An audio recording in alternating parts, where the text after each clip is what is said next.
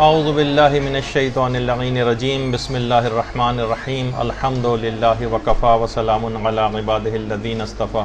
درود بھیجیے محمد و آل محمد.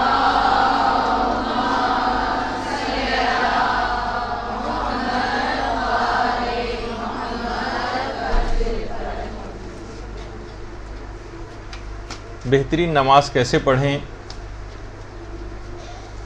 اس موضوع پر آج ہماری تیسری نشست ہے. اور جیسے جیسے گفتگو آگے بڑھتی جائے گی مرحلے وار بہت ساری چیزیں واضح ہوتی چلی جائیں گی. آج ہماری تقریباً پوری نشست ہی اس موضوع پر ہے کہ نماز کی تیاری کیسے کرنی چاہیے.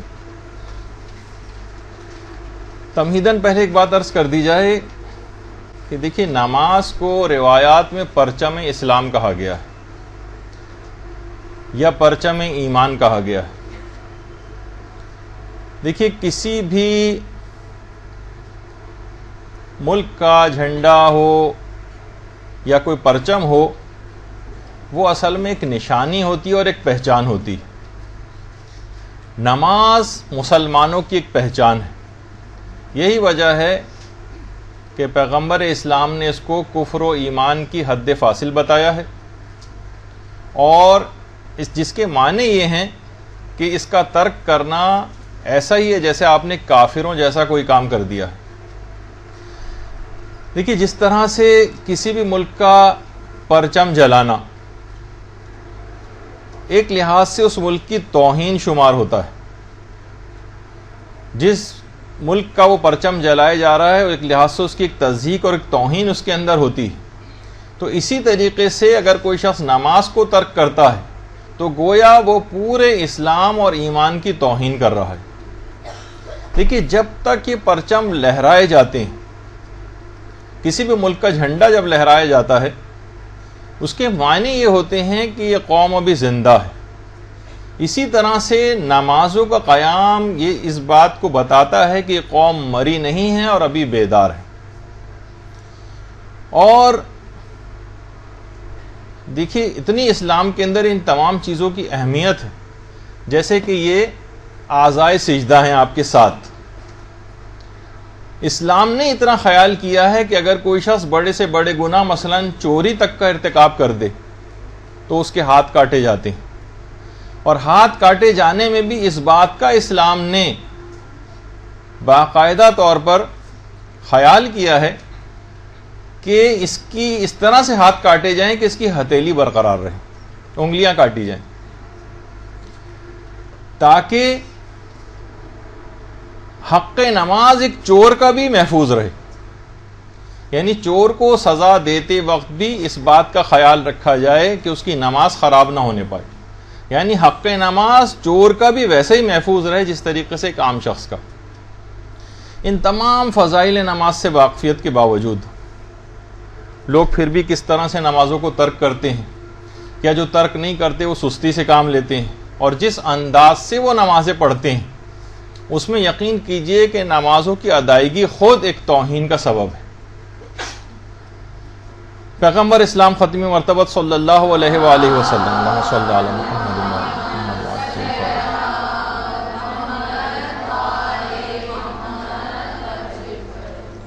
نماز جمعہ کے خطبے میں مشغول تھے کہ ایک تجارتی قافلہ مدینے میں اسی وقت آیا. اور پہلے زمانے میں ہوتا تھا کہ طبل وغیرہ بجا کر اعلان کیا جاتا تھا کہ تجارتی قافلہ کوئی آیا ہے. تو 2 افراد کے علاوہ تمام افراد نماز جمعہ چھوڑ کر مسجد سے باہر چلے گئے. رسول اسلام نے بعد میں ارشاد فرمائی کہ اگر یہ 2 اشخاص نہ ٹھہرے ہوتے تو نماز جمعہ چھوڑ کر جانے والوں پر خدا آسمان سے پتھروں کی بارش کر دیتا. اور اسی وقت وہ سورہ جمعہ کی آیات نازل ہوئی تھیں، وَإِذَا رَأَوْا تِجَارَةً أَوْ لَهْوًا انفَضُّوا إِلَيْهَا وَتَرَكُوكَ قَائِمًا. اے پیغمبر، یہ لوگ جب تجارت یا کھیل کود لہو و لعب کو دیکھتے ہیں تو آپ کو تنہا چھوڑ کر اس کی طرف دوڑ پڑتے ہیں. تو آپ ان سے کہہ دیں قل ما عند اللہ خیر من اللہو ومن التجارہ. تو آپ ان سے یہ بات کہہ دیں کہ اللہ کے پاس جو کچھ ہے وہ تمہاری تجارت اور کھیل کود سے بہت بہتر ہے۔ دیکھیے اب آج تقریباً یہی والی صورتحال جو پیغمبر اسلام کے ساتھ ہوئی تھی، یہی آج ہم کو نظر آ رہی ہے۔ جس وقت کوئی کرکٹ میچ ہوتا ہے، مساجد میں حاضری نہ ہونے کے برابر ہو جاتی، اس طرح پیغمبر کو چھوڑ کر بھاگ گئے تھے نا، اس طرح سے نمازی مسجد چھوڑ کر بھاگ جاتے ہیں۔ اور گھر کے اندر بھی جو افراد میچ دیکھ رہے ہوتے ہیں، یا رسول یہ جب من اللہو، یعنی یہ جب کھیل کود یا تجارتی میٹنگز ہو رہی ہیں اور بزنس کی امور کی وجہ سے نمازوں کے وقتوں کو ٹالا جا رہا ہے، ترک کیا جا رہا ہے، اور ایکسکیوز یہ دیا جاتا ہے آج بہت مصروفیت تھی، نماز قضا ہو گئی میری، آج کیا کریں کہ بالکل آخری وقت میں پڑھی ہے نماز کیونکہ میچ بہت انٹرسٹنگ جو ہے وہ آ رہا تھا۔ تو اب دیکھیے کہ اس وجہ سے کتنا واضح ہے یہ بات کہ اس کا اطلاق آج کل کے زمانے میں بھی کس انداز سے ہو رہا ہے۔ تو باقاعدہ انبیاء کی پوری دعائیں قرآن نے جو ہے وہ نقل کی ہیں۔ حضرت ابراہیم جیسا پیغمبر وہ خود دعا کر رہا ہے کہ رب اجعلنی مقیم الصلاۃ ومن ذریتی ربنا وتقبل دعا، یعنی خود حضرت ابراہیم کی بھی یہ خواہش ہے کہ پروردگار مجھے بھی نماز گزاروں میں سے قرار دے اور میری ذریت میں بھی اس نماز کے سلسلے کو باقی رکھ۔ تو اور حضرت ابراہیم کی یہ دعا قبول بھی ہوئی، اور اتنی اہمیت رکھتی ہے یہ نمازیں، یہ آپ کے سجدے، کہ کتنے ہی، ایک تو سجدہ بہت مشہور ہے جو کہ قیامت تک مشہور رہے گا، وہ حضرت امام حسین علیہ السلام کا سجدہ ہے۔ اللہم صلی علی محمد۔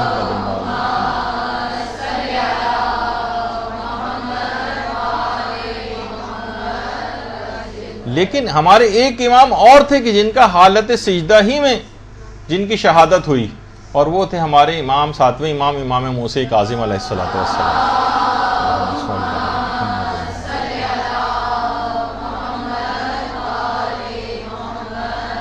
دونوں ائمہ نے حالت سجدہ میں جان آفرین کے سپرد کی، اور انہی کی پیروی میں ہمارے ایک عالم ایسے بھی گزرے ہیں جن کو عین حالت نماز میں شہید کیا گیا تھا۔ ویسے تو بہت سارے ہیں، لیکن خاص طور پر آیت اللہ سید محمد حسن مدرس،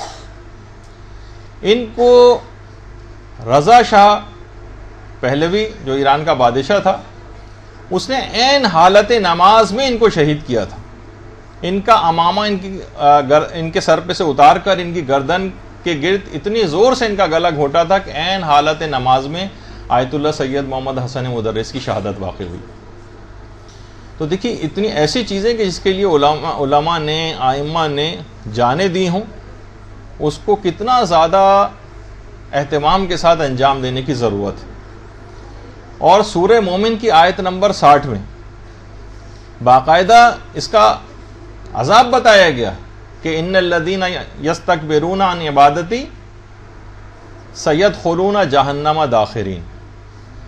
جو لوگ بھی عبادت کرنے سے اکڑتے ہیں، اکڑی تو ہے نا، اتنی سہولیات ہیں، اتنی آسانیاں ہیں، پھر بھی اس کو انجام نہیں دے رہے یا آخری وقت میں انجام دے رہے ہیں،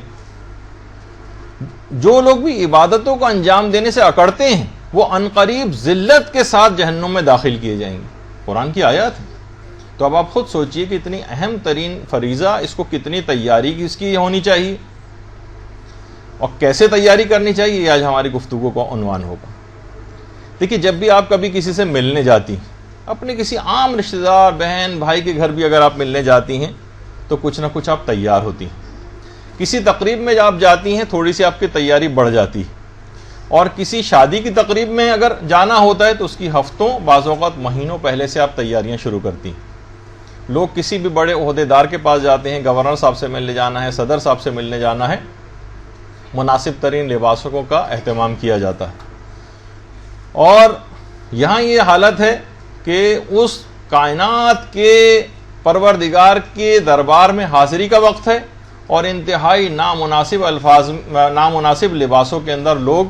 جو ہے وہ حتیٰ کہ بعض اوقات مساجد کے اندر دیکھنے میں آتے ہیں، گندے سندے، بدبو ان کے پاس سے آ رہی ہے، جسم ان کا میلا ہے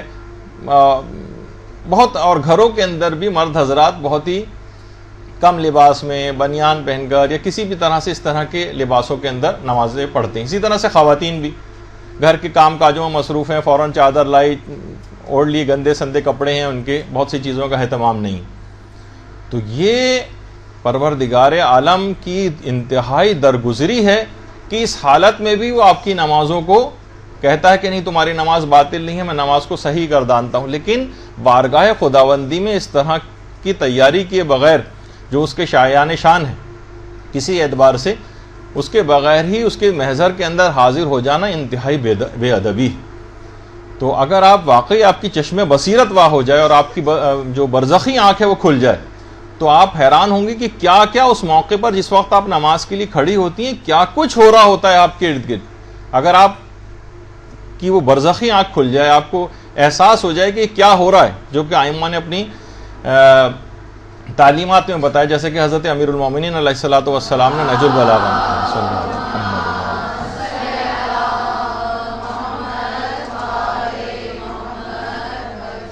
حضرت امیر نہج البلاغہ میں فرماتے ہیں کہ قد حفت بہم الملائکہ, کہ عبادت کا جب کوئی شخص عبادت کر رہا ہوتا ہے تو فرشتے اس کو گھیر لیتے ہیں. یعنی آپ کو اندازہ بھی نہیں ہوتا کہ جس وقت آپ خشوع و خضوع سے نماز پڑھ رہی ہیں, جس وقت کوئی انسان نماز پڑھ رہا ہوتا ہے تو فرشتے اس کو چاروں طرف سے گھیر لیتے ہیں, اور اس کے اوپر پروردگار عالم ایک سکون کو نازل کرتا ہے. ایک سکون, جب بھی آپ کو ویسے بھی اندازہ ہوتا ہوگا کہ نماز پڑھنے سے کتنا سکون حاصل ہوتا ہے, اور ایسے افراد جب بھی انسان نماز کے لیے کھڑا ہوتا ہے تو آسمانوں کے دروازے اس کے لیے کھل جاتے ہیں. آسمانوں کے اوپر دروازے ہیں, کچھ حجابات ہیں, وہ حجابات چاک ہوتے جاتے ہیں. جیسے جیسے ہماری گفتگو آگے جائے گی اس میں آپ دیکھیں گی کہ کتنے بیچ میں حجابات آتے ہیں جن کو آپ کا ایک ایک دفعہ اللہ اکبر کہنا کس طرح سے ان حجابات کو چاک کرتا جاتا ہے. آپ کے لیے ایک بہترین جگہ جنت کے اندر تیار اور آراستہ ہونے لگتی ہے, اور اس وقت آپ کے تمام گناہ اگر برزخی آنکھ کھل جائے تو نظر آئے کہ جس طرح سے سوکھے پتوں کو خزاں جو ہے گرا دیا کرتی ہے, اس طرح سے آپ کے گناہ تمام جھڑتے چلے جاتے ہیں. اور دیکھیے اتنا اہم معاملہ ہے یہ تیاری کا. مثلا اگر کسی کو پرائڈ آف پرفارمنس ملے, ابھی 23 مارچ جو ہے وہ گزری ہے, اور ٹی وی پہ آپ نے دیکھا ہوگا کہ اعلیٰ حکومتی شخصیت نے کس طرح سے لوگوں کو جو ہے وہ اعزازات دی ہیں, کتنا لوگ تیاری سے اس کے اندر جاتے ہیں. اور اتنا اہم موقع ہے یہ نماز کا کہ پیغمبر فرماتے ہیں کہ جس وقت نمازی کھڑا ہوتا ہے تو فرشتے پروں سے اس کے اوپر آ کر سایہ کرنے لگتے ہیں, اور جس وقت آپ الحمدللہ رب العالمین کہہ رہی ہوتی ہیں سورہ الحمد میں, تو اس وقت پروردگار عالم آپ کی آواز پر لبیک کہہ رہا ہوتا ہے, لبیک ہے میرے بندے. اس وقت آپ کو, لیکن آپ کو آوازیں سب نہیں آ رہی, بندے میں حاضر ہوں. اور امیر المومنین کی ایک حدیث کے مطابق جب بھی آپ نماز کے اندر کبھی مشغول ہوتی ہیں تو آپ کا جو لباس ہے اور آپ کا جو جسم ہے اور آپ کے اطراف کی تمام چیزیں یہ بھی تسبیح و تحلیل کرنے لگتی ہیں. تسبیح یعنی اگر آپ کی وہ آنکھ اور آپ کے وہ کان کھل جائیں جن سے آپ آوازیں سن سکیں, جو کہ ایک مرحلہ بعد میں سیر و سلوک کے اندر آتا ہے کہ بہت سارے افراد کے اندر یہ ملکہ پیدا ہو جاتا ہے کہ وہ ان آوازوں کو سن سکتے ہیں اور ان چیزوں کو اپنی آنکھوں سے دیکھ سکتے ہیں. تو پھر اندازہ ہو کہ واقعی میری یہ نماز کتنی اہم, کہ تسبیح و تحلیل, بدن تسبیح و تحلیل کر رہا ہے, ارد گرد کی دیواریں تسبیح و تحلیل کر رہی ہیں, آس پاس کی تمام چیزیں تسبیح و تحلیل آپ کی آواز کے ساتھ آواز ملا کر رہی ہوتی. اور اسی وقت وہ دشمن خدا شیطان شدت کے ساتھ نالہ و فریاد کرنا شروع کر دیتا ہے, اپنے سر پر خاک ڈالتا ہے اور گڑ گڑاتا ہے کہ یہ آدم کا جو بیٹا ہے اس نے تو سجدہ کیا اور یہ نجات پا گیا, اور انکار کرنے کی وجہ سے, اسی سجدے سے انکار کرنے کی وجہ سے لعنت کا ایک طوق جو ہے وہ ہمیشہ کے لیے میری گردن پہ آ گیا, اور یہ فرزند آدم اسی سجدے کے ذریعے جو ہے وہ نجات پا گیا. تو اگر آپ کی وہ آنکھ کھل جائے تو آپ شیطان کو ایسی گریہ وزاری اس کی آوازیں بھی سن سکیں. اور اتنا اہم موقع ہے یہ کہ کیا کچھ عالم معنوی میں ہو رہا ہے اور آپ کی روحانیت کیسی اس کے اندر ترقی کر رہی ہوتی ہے اگر واقعی اس کو اس انداز سے نمازوں کو پڑھا جائے کہ جیسے کہ حق ہے پڑھے جانے کا, تو آپ ایک نمایاں تبدیلی اپنے اندر محسوس کریں گے. لیکن اگر آپ نے مناسب تیاری نہیں کی, ایک بوجھ سمجھا اور ایک جس طرح سے ایک بہت زبردستی کر کے نماز پڑھوائی جاتی ہے اس طرح سے نماز پڑھی گئی, تو اتنے اثرات یہ نماز نہیں رکھے گی. یہ آپ کے اپنے کہ آپ اس نماز کو کتنی اہمیت دیتی ہیں اتنا ہی بس یہ نماز آپ کے لیے کارآمد بنے گی. تو دیکھیے آپ آج کل ایک بات اور، اس نماز کی تیاری کا فائدہ کیا ہے؟ فائدہ دیکھیے آج کل تمام شیعوں کو کتنا زیادہ دشمنوں کے خطرات لاحق ہیں. کتنی ایسی شہادتیں بھی حالیہ دنوں میں واقع ہوئی ہیں. استاد شہید سبط جعفر، حالیہ جو واقعہ عباس ٹاؤن کا، روزانہ کچھ مومنین کا شہید ہونا اور علاقوں کے اندر، کہ انسان بعض اوقات اپنے دشمنوں کی کثرت سے گھبرا جاتا ہے. لیکن ہمارے چھٹے امام جعفر صادق علیہ الصلوۃ والسلام فرماتے ہیں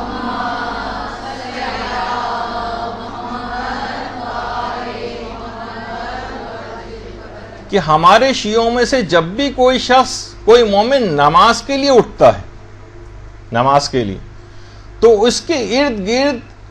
اس مومن کے تمام مخالفین کی تعداد کے برابر، سوچیے پوری دنیا میں آپ کے کروڑوں مخالفین، اس کے تمام مخالفین کی تعداد کے برابر فرشتے آ جاتے ہیں اور اس کی اقتدا میں نماز شروع کر دیتے ہیں اور اس کے لیے دعا کرتے رہتے ہیں. یعنی اتنا، یہ بھی آپ دشمنوں کی کثرت سے گھبرا رہی ہیں نا، اتنا ہی زیادہ آپ کے لیے فائدہ مند بات بھی ہے کہ امام فرماتے ہیں جب بھی کوئی شخص نماز کے لیے اٹھتا ہے مومنین میں سے، تو اس کے ارد گرد اس کے مخالفین کی تعداد کے برابر فرشتے آ جاتے ہیں جو اس کی اقتدا میں آ کر نماز پڑھتے ہیں اور اس کے لیے مسلسل دعا کرتے ہیں. تو اب آپ دیکھیے کہ اس کی تیاری کیسے کر رہی ہیں. تقریباً 20-25 جو ہے پوائنٹس ہیں کہ آپ کو جن کا خیال رکھنا ہے. نماز آج سے شروع نہیں ہو سکے گی، لیکن کچھ چیزیں ایسی ہیں کہ آپ کو اپنے ارد گرد ذرا نگاہ ڈالنی ہے اور ان چیزوں کو کوشش کرنا ہے کہ آپ پوری کر لیں نماز سے پہلے ہی. ایک لسٹ کی صورت میں بھی آپ کے پاس ایک چیز آ جائے. اچھا، اب سب سے پہلے ابتدا ویسے تو ہوتی ہے وضو سے. وضو کی ویسے تمام آداب، تمام شرائط جو وضو کی کلاسز ہو چکی ہیں، آپ میں سے اکثر کی اور کچھ کی ابھی ہو رہی ہیں، اس کے اندر ساری تفصیل وضو کے تمام مستحبات، آداب اور مسائل سب کچھ اس کے اندر آ چکے ہیں، تو لہٰذا میں اس کو دہراؤں گا نہیں. لیکن یہ کہ وضو سے نماز کی ابتدا ہوتی ہے. وضو کو مکمل آداب اور شرائط کے ساتھ بجا لانا چاہیے، تمام مستحبات کے ساتھ. اور جس کے اندر سے ایک ادب یہ ہے کہ نمازوں کے لیے جب بھی آپ تیاری کریں، تھوڑے سے کچھ وقت پہلے، نمازوں کا وقت آنے سے پہلے،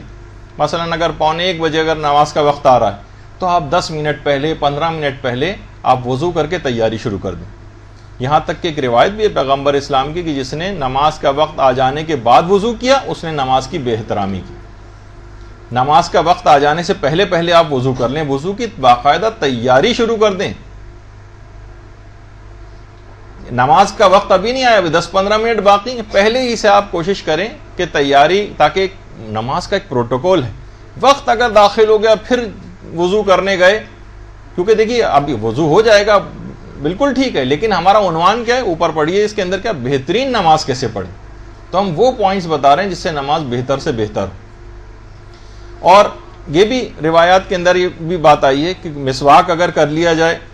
تو 40 ایسی نمازوں سے بہتر ہے کہ جو بغیر مسواک کے پڑھی جائیں. اور مسواک عام طور پر صرف انگلی کو وضو میں دانتوں کے اوپر پھیر لینا، جو کہ آپ کلی وغیرہ کرتی ہیں اور دانتوں پر انگلی پھیرتی ہیں، وہ بھی اسی کے حکم میں آ جاتی ہے، لیکن الگ سے بھی مسواک کرنے کی بڑی تاکید ہے. اچھا، جتنا بھی وضو میں آپ کا خشوع و خضوع ہوگا اتنا ہی آپ کا نمازوں میں خشوع و خضوع ملے گا. کوشش کریں کہ وضو کے اندر بہت سی چیزیں، مستحبات، مستحب دعائیں، ان کا اگر آپ نے خیال کر لیا تو یہ لازمہ اس بات کا بنے گا کہ آپ کو نمازوں کے اندر بھی خشوع و خضوع حاصل ہوگا. البتہ ایک احتیاط وضو میں اور کر لی جائے. عام طور پر گھروں میں ذرا سی لاپرواہی کی جاتی ہے، لیکن اس کا اثر نماز پہ پڑ سکتا ہے. یعنی اس کے ثواب میں کمی ہو سکتی ہے، یا آپ ایک نامشروع یا غیر اخلاقی کام آپ سے ہو جاتا ہے. عام طور پر لوگ گھروں میں خیال نہیں کرتے اور وضو کے لیے، یا مسجد میں بھی ہوتا ہے، وضو خانوں میں کسی کی بھی چپل پہنی اور باتھ روم میں چلے گئے اور وہاں سے چھپ چھپ کرتے ہوئے گیلے پاؤں لے کے مثلا وہاں سے واپس آ رہے ہیں. کسی بھی شخص کو اچھا نہیں لگے گا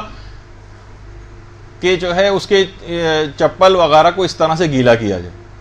تو اگر ہو تو کوشش کریں، اگر اتنا ہی اس کو گیلا ویلا کرنے کا شوق ہے تو اپنی چپل لے کر جائیں، کسی اور کی چپل پہن کے نہ جائیں، ورنہ کیا ہوگا کہ نماز کی ابتدا ہی جو آپ نے وضو سے کی ایک نامناسب کام یا ہو سکتا ہے حرام بھی ہو جائے، اگر اس کی اجازت نہ ہو، اس سے آپ نے ابتدا کی۔ دوسری اہم بات یہ ہے جس کا آپ کو نماز میں خیال کرنا ہے کہ ہمیشہ آپ کا جسم اور لباس بہت صاف ستھرا ہو، خاص طور پر جسم بھی صاف ستھرا ہو۔ عام طور پر لوگ خیال نہیں کرتے، بس خواتین بھی انہوں نے چادر ایک اوپر پہنی اور گھر کے کاموں میں کے درمیان ہی ہو جائے گی نماز، سب صحیح، لیکن ہم بہترین نماز بتا رہے ہیں کس طرح سے ہوگی۔ جسم سے مثلا بدبو آ رہی ہے، پسینہ آ رہا ہے، کوئی اور ہے، یعنی آپ اس انداز سے یعنی کہ بارگاہ خداوندی میں حاضری کا وقت آ گیا، تو گندے جسم کے ساتھ خاص طور پر پاؤں کے سلسلے میں لوگ احتیاط نہیں کرتے، پورے گھر میں ننگے پاؤں اس طرح سے گھوم رہے ہیں، نیچے سے پاؤں گندے ہیں، خاک آلود ہیں، اسی میں ہی نماز پڑھنے کے لیے کھڑے ہو گئے۔ یہ اتنا مناسب نہیں ہے، ہمیشہ صاف ستھرا جسم کے ساتھ نماز پڑھنی۔ اور تیاری، دیکھیے اتنی اہمیت ہے نماز کی تیاری کے حوالے سے کہ باقاعدہ وسائل الشیعہ میں ہمارے ساتویں امام موسی کاظم علیہ الصلوۃ والسلام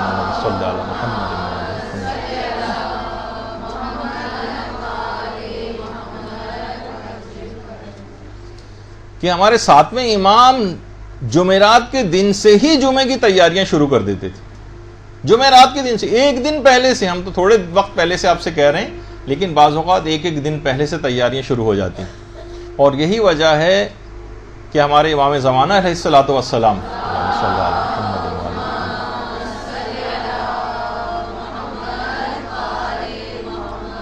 اپنے ظہور کے بعد جب آئیں گے تو کوفہ کو وہ اپنا دارالخلافہ یا کیپٹل بنائیں گے، اور کوفے میں 1000 دروازوں پر مشتمل ایک مسجد کی تعمیر ہوگی۔ ایک تو یہ تو مسجد کوفہ ہے آپ کے سامنے، کوفے میں ایک مسجد کی تعمیر ہوگی جس کی اتنی بڑی وہ مسجد ہوگی کہ 1000 دروازے اس مسجد کے روایت کے اندر آئیں۔ اس سے اندازہ ہوتا ہے، کیونکہ ظاہر ہے کہ جب امام زمانہ علیہ السلام آئیں گے تو اکثر جو نماز جماعت ہوں گی اس کی امامت بھی خود کیا کریں گے، اور خاص طور پر نماز جمعہ کی امامت۔ تو آپ خود سوچئے کہ اتنی اہمیت ہو جائے گی کہ اتنی بڑی مسجد ہونی بھی چاہیے، کیونکہ تمام اکنان و اطراف سے جو ہے لوگ آنا شروع ہوں گے، یہاں تک کہ اتنی تیاری ہوگی امام زمانہ علیہ السلام کی جمعے کی نماز پڑھنے کے سلسلے میں کہ بہت سے افراد تو بدھ سے چلنا شروع ہوں گے کوفے کی طرف، یا جمعرات سے تو پھر کہیں جا کر وہ جمعے کو پا سکیں گے۔ ظاہر ہے کہ امام زمانہ علیہ السلام جو ہے وہ نماز جمعہ کی امامت فرما رہے ہوں تو ہر مومن کی خواہش ہوگی کہ میں ان کے پیچھے جا کر نماز پڑھوں، تو روایات میں ہے کہ جمعرات یا بہت سے مومنین تو بدھ سے ہی چل پڑیں گے۔ ایسی تیاری ہونی چاہیے۔ اچھا، جس وقت بھی آپ تیاری کریں تو ذرا جس جگہ بھی آپ نماز پڑھ رہی ہوں، تیاری کے اندر یہ چیز بھی شامل ہے، ذرا اطراف کی چیزوں کی طرف ایک نگاہ دوڑا دیں۔ اگر کمرے میں اطراف میں کہیں پر بھی تصویر موجود ہے، خواہ وہ رہبر معظم کی، امام خمینی کی، یا کسی کی اپنی شادی کی کوئی تصویر ہے، اپنے بچوں کی کوئی تصویر لگائی ہوئی ہے، یا اخبارات رکھے ہوئے ہیں اس کے اوپر کوئی تصویر ہے، کوئی میگزین رکھے ہوئے ہیں اس پر کوئی تصویر ہے، جگہ جگہ آج کل پورے، دیکھیے مسئلہ کیا ہے کہ قیامت کے دن ایک ایک نیکی کی ضرورت آپ کو پیش آئے گی۔ بعض اوقات ایک ایک نیکی کے اوپر فیصلہ ہو جائے گا کہ آپ کو کدھر جانا ہے، جنت جانا ہے یا جہنم جانا ہے اپنی سزا پانے کے لیے، تو وہاں پر ایک ایک نیکی کی ضرورت ہوگی۔ تو کیوں ہم اپنی نیکی کو، مثلا اگر کمرے میں 5 7 10 تصویریں اس طرح سے کبھی اخبار میں، میگزین میں، دیوار پہ بھی لگی ہوئی ہے، ادھر بھی لگی ہوئی ہے، ادھر بھی لگی ہوئی ہے، تو اس سے کیا ہوگا کہ آپ کا ثواب نماز کم ہوتا جا رہا ہے۔ ہو سکتا ہے کہ بالفرض مثال کے طور پر اگر ایک نماز کا ثواب آپ کو 1 لاکھ ملنا ہے تو پتہ چلا وہ گھٹ کے جو 1000 رہ جائے، 10,000 رہ جائے، کہاں 1 لاکھ اور کہاں 10,000، تو ہم بلا وجہ ایک ایک نیکی جب کام آنے والی ہے تو اپنی نماز کے ثواب کو کیوں کم کریں؟ تو یا تو اس تصویر کو الٹ دیں یا اس تصویر کے اوپر کوئی کپڑا ڈال دیں دوران نماز، اور کوشش تو یہ کریں کہ کیا ضرورت ہے۔ بعض اوقات جب ہر وقت یہ تصویریں لگی رہتی ہیں نا تو آپ بعض اوقات توجہ بھی نہیں ہوتی اور ہفتوں مہینوں گزر جاتے ہیں، ان تصویر کی طرف دیکھتی بھی نہیں۔ آپ اپنی نمازوں کو کیوں ثواب زبردستی کم کرواتی ہیں؟ اس وجہ سے کہ تصویریں اس طرح سے لگا کے رکھی جائیں، جب کراہیت ہے اس کے اندر، جب آپ کی نمازوں کا ثواب کم ہو رہا ہے۔ تو بہرحال امام خمینی بھی سیرت میں یہ تھا کہ کسی بھی جگہ جاتے تھے تو اگر قالین کے اوپر، ایران میں اس طرح کی بہت سی چیزیں قالین پر جس پر جاندار کی تصویر وغیرہ ہوتی تھی اس قالین کو اٹھوا دیتے تھے اور کمرے میں جا کر ادھر ادھر کا معائنہ کرتے تھے. جہاں کوئی تصویر نظر آتی تھی اس پہ جا کے یا تو کپڑا ڈالتے تھے یا اس کو الٹ دیتے تھے. تو اسی طرح سے اچھا اب تصویر یا تو کسی بھی جاندار مثلا کسی جانور کی ہو, بعض اوقات اس طرح کی بھی تصویریں ہوتی ہیں, تو یہ بھی اسی حکم میں آئے گی جو آپ کے نماز کے ثواب کو کم کرے گی. یا مثلا کسی انسان کی تصویر ہو. خاص طور پر سب سے پہلے میں ایک مسئلہ یہ بتا دوں کہ موجودہ مجتہدین میں سے آغا آیت اللہ خامنہئی کو چھوڑ کر, رہبر معظم کو چھوڑ کر سارے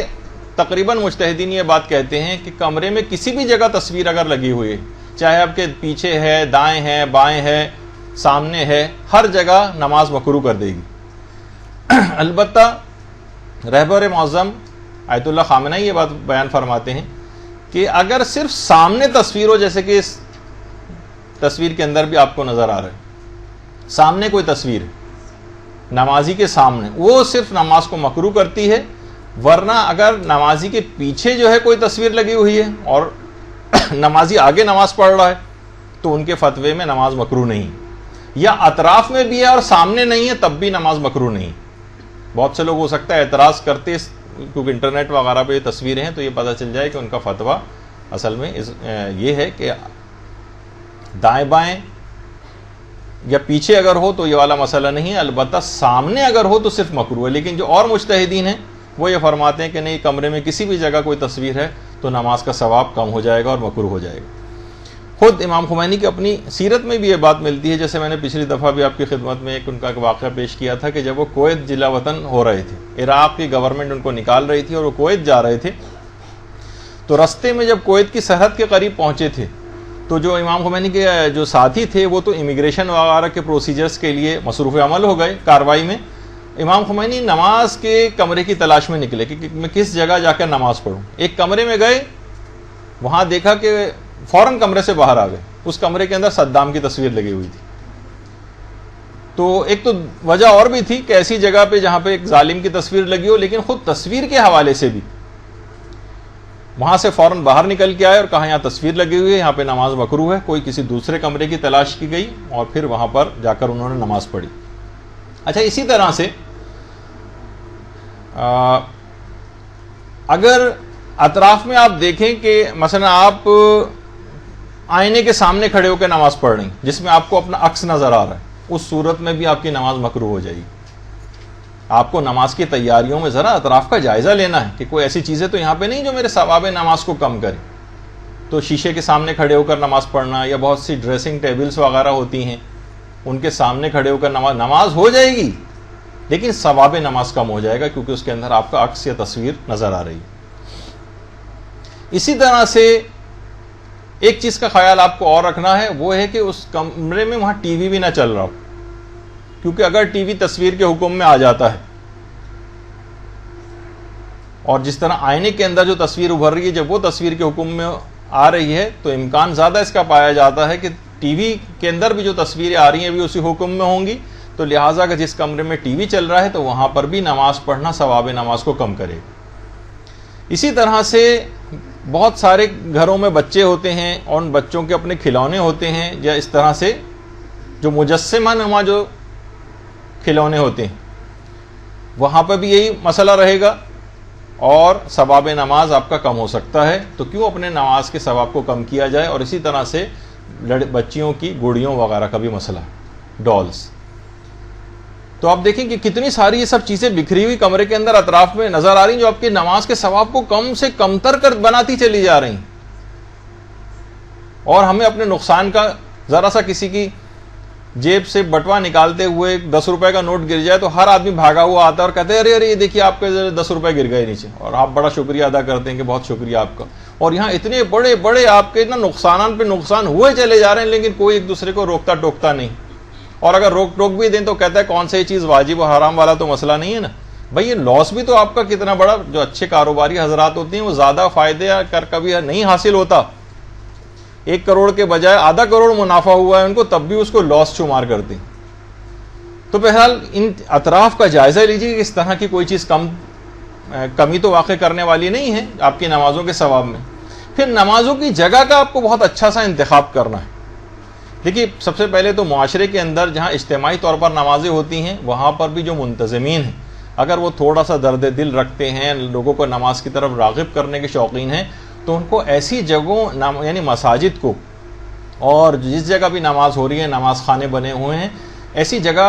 اس کو بنانا چاہیے کہ لوگوں کو دل لگے وہاں آنے میں. ایسی جگہیں ہم نے دیکھی ہیں نماز کے سلسلے میں کہ قالین ان کے جو ہے وہ کیچڑ کی طرح سے تقریباً ہو چکے ہیں, اتنے میلے گندے, بجری اس کے اندر بھری ہوئی ہیں, چیونٹیاں وہاں پہ چل رہی ہیں. بڑی مشکل سے آدمی جو ہے نا وہاں پہ نماز پڑھے اور فوراً سوچتا ہے کہ بھاگ جائے یہاں سے. تو نمازی جو اپنی نماز کی جگہ کا جو ہے وہ انتخاب آپ کوشش کریں کہ اچھے سے اچھا ہو, جو واقعی رکھتے ہیں. حتیٰ کہ علماء تک باقاعدہ ایسی جگہوں کا اہتمام کرتے ہیں, جھاڑویں لگاتے ہیں, صفائیاں کرتے ہیں وہاں کی, کہ محضر خدا ہے, سمجھے دربار خدا ہے, یہاں پر خدا کے دربار میں حاضری دینی ہے, اس کو کتنا صاف اور بہترین بنانا چاہیے. تو اچھی سے اچھی جگہ جو واقعی اس کا خیال رکھتے ہیں کہ ایسا ہو کہ لوگ یہاں پر آئیں تو ان کا واپس جانے کو دل نہ چاہے, تو ایسی کوشش کرنی چاہیے کہ ہم ایسی جگہیں اجتماعی طور پر ہوں کہ جہاں پر لوگوں کا دل لگے. اسی طریقے سے جہاں لوگ باتیں کر رہے ہیں, خشوع خضوع بہت کم ہو رہا ہے, یہ ثواب آپ کا بہت کم ہوا چلا جا رہا ہے, یا ایسا کا کوئی کمرہ ہے کہ جہاں پر مثلا آپ نے ایسی جگہ جا کر نماز پڑھنی, اس کا بھی آپ کو خیال کرنا چاہیے کہ بالکل کمرے کی کھڑکی جو روڈ کے قریب جو ہے, جہاں سے ٹریفک کا بہت زیادہ شور آ رہا ہے, لوگوں کی باتوں کی آواز آ رہی ہے, کہیں ریڈیو چل رہا ہے, ٹی وی زور سے چل رہا ہے, وہاں پر آواز آ رہی ہے, ایسی جگہوں پہ نماز پڑھنا یہ خود آپ کے خشوع خضوع کو کم کرے گا, اور خشوع خضوع کم ہوگا تو آپ کا ثواب نماز بھی کم ہو جائے گا. یہاں تک کہ پیغمبر اسلام کے ایک صحابی تھے جو اپنے باغ میں, اپنا ذاتی باغ تھا, اور اس میں نمازیں پڑھ رہے تھے کہ چڑیوں کی چہچہاٹ کی آواز کان میں آئی, ذرا سا توجہ کم ہو گئی, بعد نماز احساس ہوا کہ میں تو چڑیوں کی چہچہاٹ کے اندر, اس کی وجہ سے میرا خشوع خضوع نماز کا کم ہو گیا. بعد نماز پورا باغ راہ خدا میں صدقہ کر دیا, صرف اس وجہ سے کہ اتنا بڑا میرا نقصان ہونے جا رہا ہے صرف اس باغ کی وجہ سے. تو وہ ان کو اس بات کی اہمیت کا احساس تھا. خاص طور پر ایسی جگہ جہاں پر شور شرابہ زیادہ ہو رہا وہاں پر نماز نہیں پڑھنی چاہیے. جیسے میں نے پچھلی دفعہ بھی مثال دی تھی, امام خمینی جب ترکی میں تھے تو وہاں انہوں نے باقاعدہ بعد میں آ کر لوگوں سے کہا کہ میں نے وہاں دیکھا تھا کہ وہ نماز جمعہ میں خود جاتا تھا, 5,000 افراد وہاں پر موجود ہوتے تھے, اہل سنت کی جو نماز جماعت ہوتی تھی, اور کہہ رہے ہیں کہ مجھے 5 کلمات تک سننے کو نہیں ملتے تھے وہاں پر. یعنی اتنی خاموشی کے ساتھ اور خشوع خضوع کے ساتھ جو ہے وہ میں دیکھتا تھا لوگوں کو نماز پڑھتے. تو بہت سے لوگوں کو سرزنش کی ہے ان کی بات بتا کر کہ آپ کو بھی ایسی جگہوں کا انتخاب کرنا چاہیے, کوشش کرنی چاہیے کہ زیادہ شور شرابہ وغیرہ نہ ہو, ورنہ دماغ وہاں لگ جائے گا اور آپ کا ثواب نماز کم ہوگا. اور کوشش یہ کرنی چاہیے کہ جس جگہ بھی, جو آپ گھر میں بھی کوئی بھی جگہ یا مصلی اپنا بنائیں, اسے کوشش کریں کہ وہ آرام دہ اور بہتر سے بہتر ہو. دیکھیے پیغمبر اسلام کے ان اصحاب کا جن کا میں نے سب سے پہلے لیکچر میں ذکر کیا تھا کہ وہ جو گرم ہو چکی ہوتی تھیں اور دہک رہی ہوتی تھیں, کنکریاں ان کو پھونکے مار مار کے اس کے اوپر سجدہ کرتے تھے ٹھنڈا کر کے, وہ والا ہمارا تو ایمان ہم اپنے اندر نہیں پاتے, عیش پرستی کے اتنے عادی ہیں. تو ہمارے لیے تو ضروری ہے کہ نمازوں کی طرف راغب کرنے کے لیے کہ ہمیں اپنے نفس کو سہولیات مہیا کریں. اب بہت سے لوگ یہ ہو سکتا ہے کہیں گے بھئی تو آپ مزید عیش پرستی کی طرف ان کو لے جا رہے ہیں. نہیں, کیونکہ یہ آج کل ہو گیا ہے ایمان کی یہ حالت, تو اس میں ہم کہیں گے نہیں انتہائی سخت یا بہت پتلی سی نماز, جائے نماز جو ہے اس کے اوپر کھڑے ہو کر پڑھو جس میں گھٹنے بھی آپ کے جو ہے وہ سخت زمین کے اوپر جو ہے وہ آپ خود پریشان ہو جائیں گے اور چاہیں گے کہ 4 منٹ کی نماز 2 منٹ میں ختم کر کے میں یہاں سے جاؤں. نہیں, آرام نرم اور ملائم جو ہے وہ آپ کوشش کریں کہ ایسی جا نماز اس کا انتخاب کریں. اور کوشش یہ بھی کریں کہ دبیس سی ذرا جائے نماز ہو, موٹی ہو, خوشنما بھی ہو, موٹی بھی ہو. بہت سے رگز ایسے آتے ہیں, جائے نماز عام طور پر نسبتاً پتلی ہوتی ہیں, لیکن رگ جو ہوتے ہیں جو کارپیٹ والے ہوتے ہیں جائے نماز کی سائز کے بھی ملتے ہیں, وہ آپ نرم ملائم آرام دہ دبیز اس طرح کے لے لیں نماز کے لیے, تاکہ اس پر زیادہ دیر آپ بیٹھ کر ذکر خدا کر سکیں, زیادہ دیر نمازوں کو دے سکیں, کمفرٹیبل ہو. یہی وجہ ہے کہ دیکھیے کیوں روزوں کے اندر اس بات کا اہتمام کیا جاتا ہے کہ وہاں کے کارپیٹس آپ دیکھتی ہیں کتنے نرم ملائم, مزہ آتا ہے. لوگ بہت سے ایک اعتراض بھی لوگ کرتے ہیں جس کا ابھی موقع نہیں ہے، انشاءاللہ کسی اور موقع پر علماء نے جو اس کے جوابات دیے آپ کی خدمت پیش کروں گا، کہ آئمہ کے روضوں پر مثلا سونا کیوں لگایا جاتا ہے، آئمہ کے روضوں کو اتنا پرشکو کیوں بنایا جاتا ہے، آئمہ خود تو انتہائی سادہ زندگی بسر کرتے تھے، کیا یہ مناسب نہیں کہ یہاں کا سونا اور آرائشیں نکال کر غریبوں کے اندر تقسیم کر دی جائیں اور اس کو بالکل عام سا رکھا جائے؟ ایک اعتراض ہوتا ہے اپنے صاحبان ایمان کی طرف سے.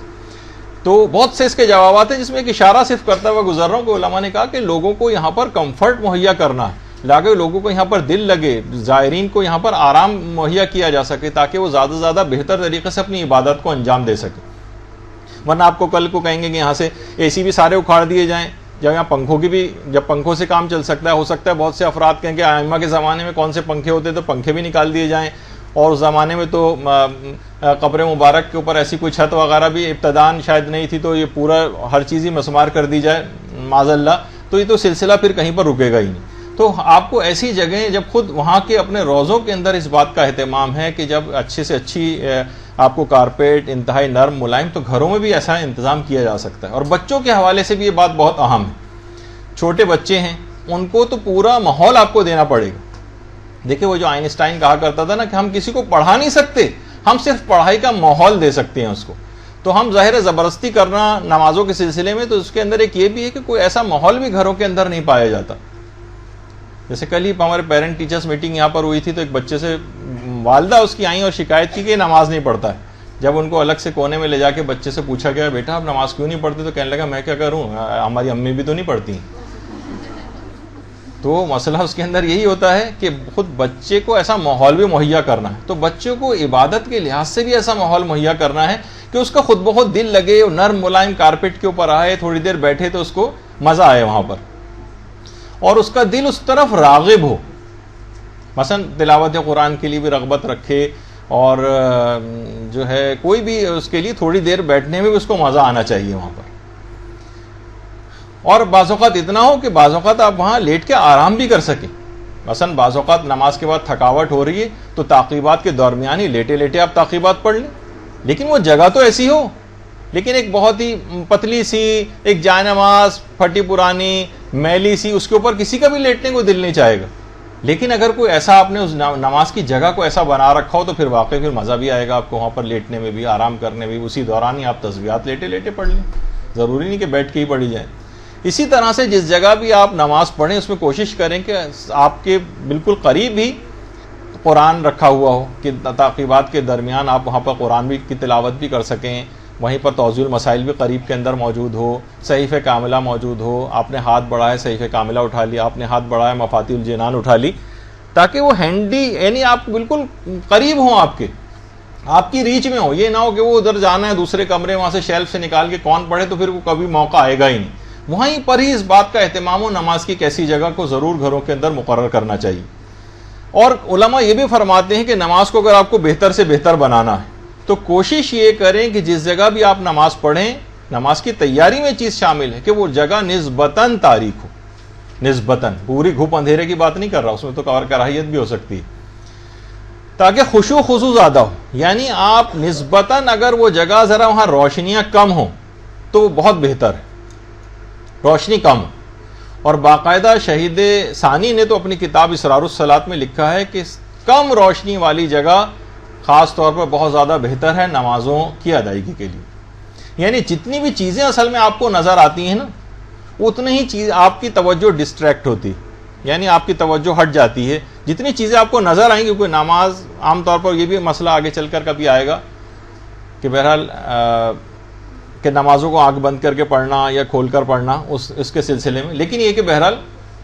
جتنی چیزیں نظر آ رہی ہیں اتنی آپ کے لیے توجہ بٹانے کا باعث بنتی ہیں. اور جب بھی بہت سے علماء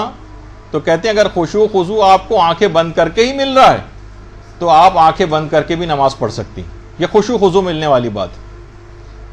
تو بہرحال خشوع جو ہے، خشوع خضوع یہ زیادہ عام ہے بنسبت کسی اور چیز کے. تو دیکھیں جو کچھ بھی آپ کی زبان کہہ رہی ہے نا، اس کا دل سے بھی آپ کی تائید ہونی چاہیے، ورنہ کبھی بھی اس کے اثرات مرتب نہیں ہوں گے.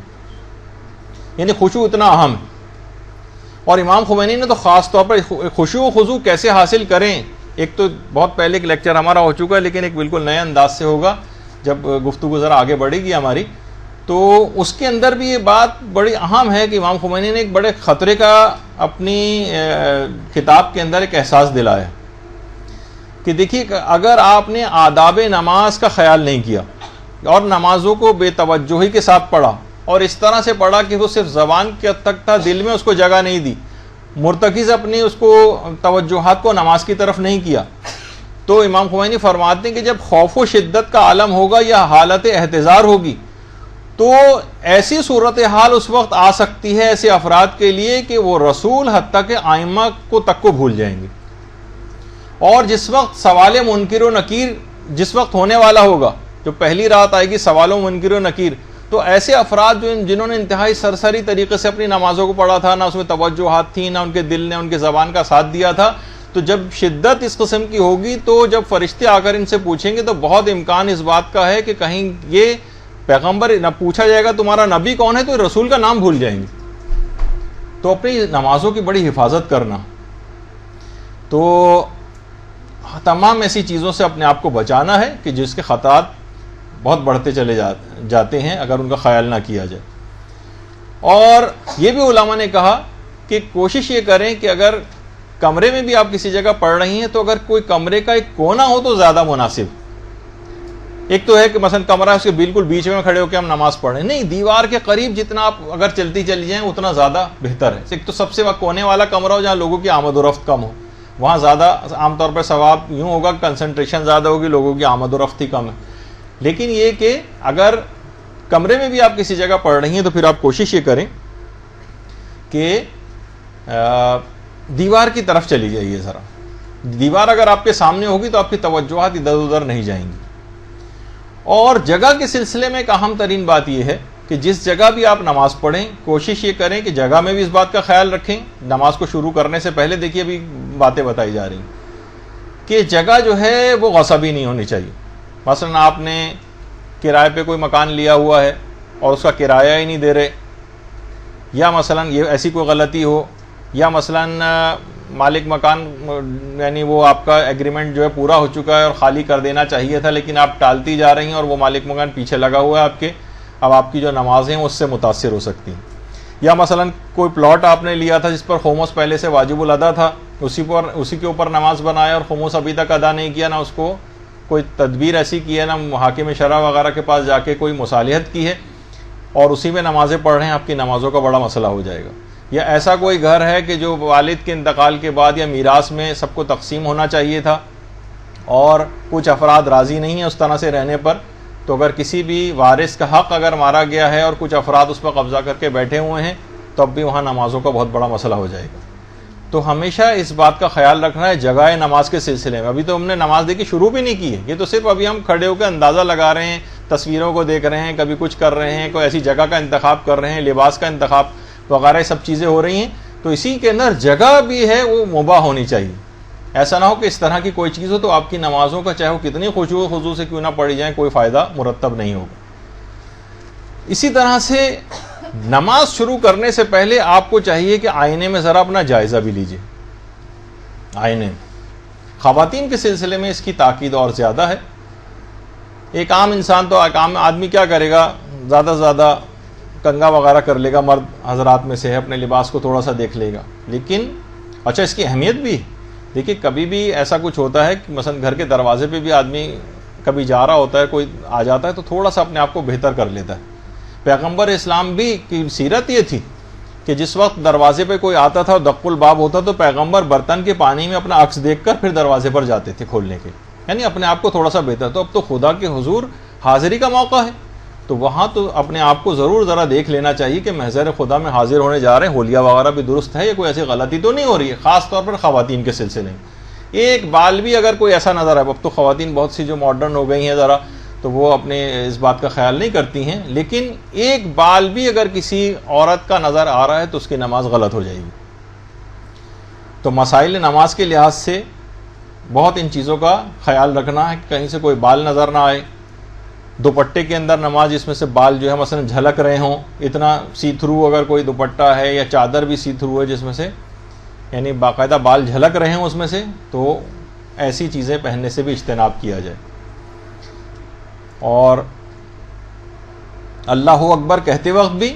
کوشش یہ کریں، ایک تو بالوں کا بھی مسئلہ ہے، دوسرا کلائی کا بھی مسئلہ ہے. یعنی ایسا نہ ہو کہ آپ اللہ اکبر کہنے کے لیے ہاتھوں کو اوپر اٹھائیں اور قمیض تھوڑی سی آپ کی جو بھی آپ نے پہنی ہوئی ہے وہ اوپر ہو جائے اور آپ کی کلائی وغیرہ ظاہر ہو جائے. یہ بھی کوشش کریں کہ اس طرح سے نہ ہو. بال بالکل نہیں نظر آنے چاہیے، جو کہ عام طور پر خواتین کے کچھ نہ کچھ اس قسم کی غلطی نظر آتی. اور قنوت پڑھتے وقت بھی یہی غلطی ہے. تو خیر ذرا دعا کے لیے حوالے سے، لیکن اگر کوئی بلند ہاتھوں کو بلند کر رہی ہیں عام طور پر خواتین، اور وہ جو ہے اس میں ان کی کلائی وغیرہ ظاہر ہو رہی ہے، تو بھی ان کی نماز غلط ہو سکتی ہے. اسی طرح سے سجدے میں جاتے وقت بھی جب کوئی نامحرم سامنے نہیں ہوتا ہے تو ظاہر ہے کہ موزے وغیرہ پہننے واجب نہیں ہوتے ہیں. لیکن خواتین کیا عام طور پہ کیا ہوتا ہے کہ سجدے میں گئیں اور پائچہ اونچا ہو گیا تو اب ٹخنے سے بھی اوپر کی جگہ کافی زیادہ کھل سکتی ہے. تو اس کی بھی احتیاط کی جائے کہ اس طرح سے آپ کوئی بھی چیز پہنیں کہ جتنی نماز میں جسم چھپانا ضروری ہے اتنا کم سے کم جو ہے وہ ضرور چھپا رہے. اور قنوت کے اندر بھی خاص طور پر تھوڑی سی بھی کلائی جو ہے یہ کوشش کریں کہ ظاہر نہ ہو. اور سلیوز وغیرہ پہنی جائیں تو بہت اچھا ہے. یہ چادر پہنی جائے تو اس کے اندر تو خود بخود ہاتھ اس طرح سے چھپ جاتے ہیں. لیکن یہ کہ عام طور پر اسکارف وغیرہ پہن کے یا تھوڑا سا کم پردہ کر کے جو خواتین چادر کو استعمال نہیں کرتی اور ویسے کچھ چھپانے اپانے کی کوشش کرتی ہیں، دوپٹے کو اس طرح سے کر لیتی ہیں، لیکن یہ کہیں نہ کہیں سے جسم کے وہ اعضاء اس کے اندر کھل سکتے ہیں کہ جس سے نماز غلط ہو جاتی. تو بہرحال وہ مسائل اپنی جگہ پر آئیں گے. تو ابھی تو میں صرف ایک اشارہ کرتے ہوئے گزر رہا ہوں کہ آئینے کے اندر دیکھ کے آپ اپنا ضرور اس انداز کا طریقہ کار کر لیں. اور آپ کی جو آستینیں بھی ہوں، چاہے وہ نماز کی چادر ہو کچھ ہو، کوشش یہ کریں کہ اس طرح سے اندازہ کر لیں کہ آپ کے میکسیمم لینتھ میں بھی جس وقت آپ ہاتھوں کو اپنے پھیلائیں گی یا قنوت وغیرہ پڑھیں گی تو ایسا تو نہیں کہ وہ آپ کی کلائیاں وغیرہ ظاہر ہو جائیں گی. تو آپ کو تھوڑی سی بڑے سائز کی چادر وغیرہ کا بھی انتظام کر کے اس میں نماز پڑھنی چاہیے. اور بچوں کے سلسلے میں بھی مائیں خاص طور پہ اس کی احتیاط کریں کہ ان کو شروع سے اس بات کی ٹریننگ دیں کہ پردے کا کس انداز سے خیال رکھنا ہے نماز کو شروع کرنے سے پہلے. اچھا، اسی طرح سے بچوں کے سلسلے میں تو تاکید اپنی جگہ پر ہے. چھوٹے بچے جو ابتدائی سے اچھے طریقے سے بالکل نماز کے عادی ہو جاتے ہیں، پھر یہی بچے بڑے ہو کر بعد میں اچھی نماز پڑھ سکتے ہیں، بنسبت یہ کہ بچپن سے ہی ان کی طرف توجہ نہیں دی ہے اور نامناسب لباس پہنا کے ان کو اپنے ساتھ جو ہے وہ مثلا رکھا گیا ہے، تو بعد میں بڑے ہو کر بھی ذرا لاؤبالی سے رہیں گے. چلیں، یہ بچی تو پھر بھی بہت چھوٹی ہے، لیکن یہ کہ بہرحال اس کا بھی خیال رکھنا چاہیے کہ اس سے پہلے والی بچی بہت چھوٹی تھی لیکن اس اچھے طریقے سے پہنایا گیا تھا. بچہ تو آپ کے اپنے اختیار میں ہوتا ہے نا، جیسا بھی اس کو چاہیں ڈھالیں. اچھا، اسی طرح سے اس بات کا بھی خیال رہے کہ لوگ جوائنٹ فیملی سسٹم میں رہتے ہیں. نماز کے دوران ویسے تو خواتین کو اپنے پاؤں نہیں چھپانا ہے، اور چہرہ تو چھپانا خیر واجب ہے ہی نہیں. اس تصویر میں ایک الگ بات ہے کہ چہرہ چھپا ہوا ہے، وہ اس سے قطع نظر. جو مسئلہ اس میں بتانے کا ہے کہ عام طور پہ جوائنٹ فیملی سسٹم میں مثلا دیور بھی گھر میں گھوم رہے ہیں، کچھ اور نامحرم افراد بھی ساتھ رہتے ہیں، اور کسی جگہ ایسی جگہ پہ نماز پڑھی جا رہی ہے جہاں کوئی نامحرم دیکھ سکتا ہے، تو پھر پاؤں کا چھپانا واجب ہو جاتا ہے. پاؤں کا چھپانا تو عام طور پر یہ بھی نماز کی تیاری کے اندر ہے کہ زیادہ دوران نماز تو کہیں موزے ووزے نہیں پہننے کے لیے جائیں گے آپ. تو یہ آپ کو تیاری کے اندر ہی اس بات کا اہتمام کر لینا ہے کہ کوئی ایسی بات نہ ہو جائے کہ کوئی نامحرم مثلا آنے کا امکان ہو تو آپ نے پہلے سے موزے وغیرہ پہنے ہوئے ہیں. اچھا، اب اس کے بعد ایک چیز اور آپ کو کوشش کرنی کہ نمازوں کے لیے بہترین لباس کا انتخاب کرنا ہے. شادیوں کے لیے آپ لباس کا اہتمام کرتی ہیں، سالگرہ میں جانے کے لیے لباس کا اہتمام کرتی ہیں، نماز کے لیے اچھا لباس کیوں نہیں سلواتی؟ جانے کے بعد فوراً بازاروں کا رخ نہ کیجیے گا. اپنے گھر میں سے کوئی ایسا لباس کوئی بہترین، یا اگر بنوانا بھی پڑ جائے، مجھے پتہ ہے کون سا منع کر دوں گا تو آپ نہیں جائیں گی، لیکن بہرحال یہ کہ ایسا لباس ضرور نماز کے لیے کہ بہترین سا ایک لباس ہو، اچھے سے لباس کا اہتمام اس کے اندر کیا جائے باقاعدہ، جس میں آپ کو لگے کہ ہاں آپ نے نماز کو ایک امپورٹنس دی. گندا سندا لباس پہننا، موڑا توڑا لباس پہننا، بغیر استری شدہ لباس پہننا، جس طرح سے کوئی مٹکے میں سے نکال کے پہلے جو لوگ پہن لیا کرتے تھے اس طرح کا لباس پہننا، اس طرح کی چیز نہ ہو. بچے ہوں ان کے لیے بھی بہت مناسب، اس سے نماز کی عظمت کا احساس پیدا ہوگا. اچھے سے اچھا لباس، اچھے سے اچھا لباس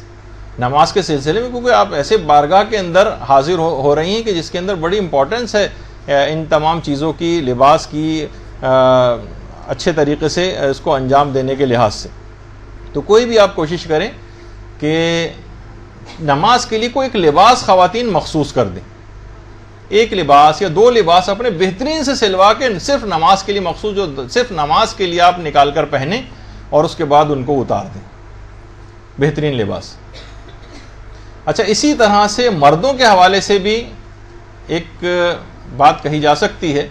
کہ مرد حضرات بھی عام طور پر گھروں میں جس طرح سے بھی چاہیں وہ نماز شروع کر دیتے ہیں، ہو تو جاتی ہے، لیکن وہ بھی اگر جیسے کندورہ وغیرہ ہوتا ہے عرب حضرات جو پہنتے ہیں، یہ گھر میں بالکل ایک تیار حالت میں رکھا ہو، اس کو خوشبو وغیرہ لگائی ہوئی ہو، اس کے اندر صاف ستھرا ہو، نماز کے لیے گئے پہلے اس کو پہنا اور اس کے بعد پھر جا نماز پر آ کر نماز شروع کر دی، تو صاف ستھرا لباس ہوگا۔ اچھا، جب الگ سے ایک لباس پہنتا ہے نا تو آدمی ذرا کانشیس ہوتا ہے، نماز کو ایک امپورٹنس ملتی ہے۔ یہ تمام چیزیں وہ سب باتیں بتائی جا رہی ہیں نماز کی تیاری میں، جس سے نماز کو ایک امپورٹنس ملے گی۔ اور تو کوشش یہ کریں کہ اچھے سے اچھا اس انداز کا لباس ہو، وہ جیسے کہ ہمارے ابھی آپ نے دیکھا کہ کتنی پردے کی بھی احتیاطیں نماز کے دوران تھیں، یہاں تک کہ مجتہدین سے پوچھا بھی گیا کہ اگر گھر میں کوئی بھی نامحرم موجود نہیں ہے تو ہم صرف خدائی کے بارگاہ میں تو نماز پڑھ رہے ہیں، اور خدا سے زیادہ ہمارا محرم کون ہے، تو کیا ہم اس میں پردے کی اگر ذرا خلاف ورزی ہو جائے تو چل جائے گا؟ نہیں چلے گا۔ پروردگار اپنے سامنے آپ کو اسی طرح سے جس طرح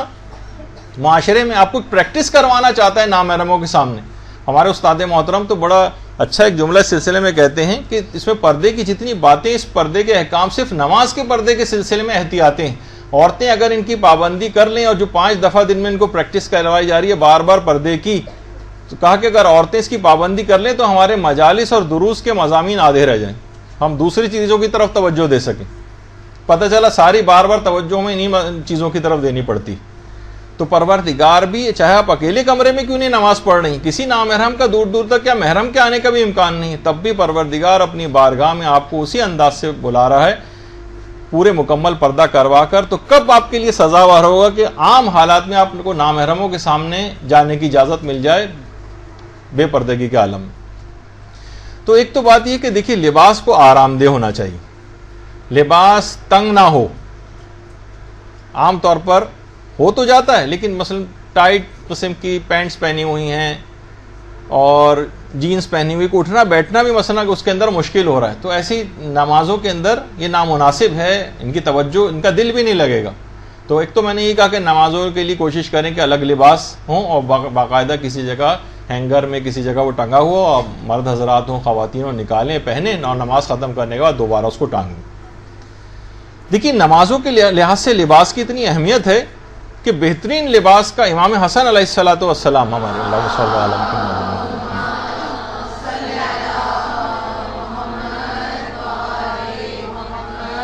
این نمازوں کے وقت اتنا بہترین لباس کا انتخاب کرتے تھے اپنے لیے کہ اکثر لوگ پوچھتے تھے کہ مولا اتنا بہترین لباس پہن کے آپ نماز پڑھ رہے ہیں؟ تو امام فرماتے تھے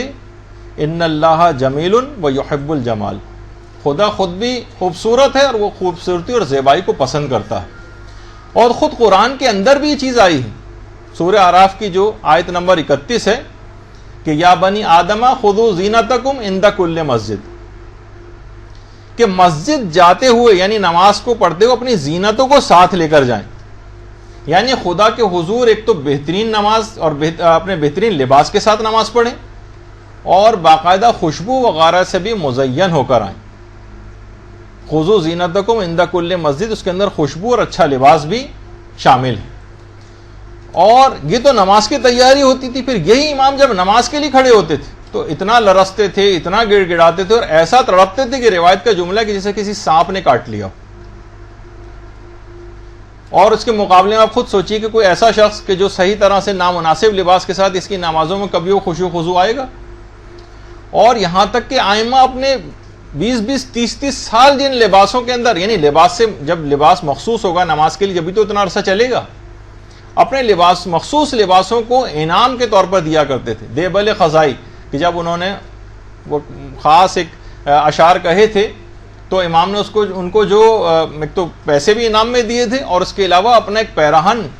جس میں امام نے کتنے سال تک نمازیں پڑھی تھی وہ انعام میں دیا تھا۔ اور یہی وجہ ہے، اور پھر اس کے بعد دیبل خزائی جب اتنا بابر، اصل میں خود اس لباس کے اندر جو نمازوں میں پہنا جاتا ہے اتنی کرامت پیدا ہو جاتی ہے اس لباس کے اندر کہ دیبل جب وہ ایک تو خود خیر امام کا لباس تھا، دیبل کی بیوی نابینا تھی، وہ گھر لے کر گئے اور اس لباس کو اس کی آنکھوں سے لگایا، دیبل کی بیوی کی بینائی اسی وقت بحال ہو گئی۔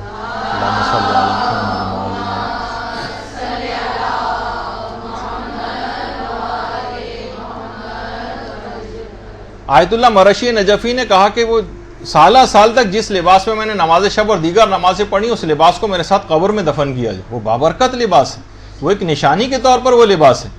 اور اسی طریقے سے جب امام خمینی کے متعلق میں ملتا ہے کہ انتہائی صاف اور بہترین لباس ہمیشہ پہن کر نمازیں پڑھتے تھے, حتیٰ کہ بیماری میں بھی جس وقت آپریشن ہوا تھا اور آپریشن کے بعد اسپتالوں میں انہوں نے نماز پڑھی, اس میں بھی انتہائی صاف اور بہترین لباس کا انتخاب کرتے تھے. آغا معتمدی جو امام خمینی کے قریبی ساتھیوں میں سے تھے, وہ یہ فرماتے ہیں کہ بیماری کے بعد آپریشن کے بعد بھی جتنی نمازیں پڑھی انتہائی صاف اور بہترین لباس کا انتخاب کر کے نمازیں پڑھی.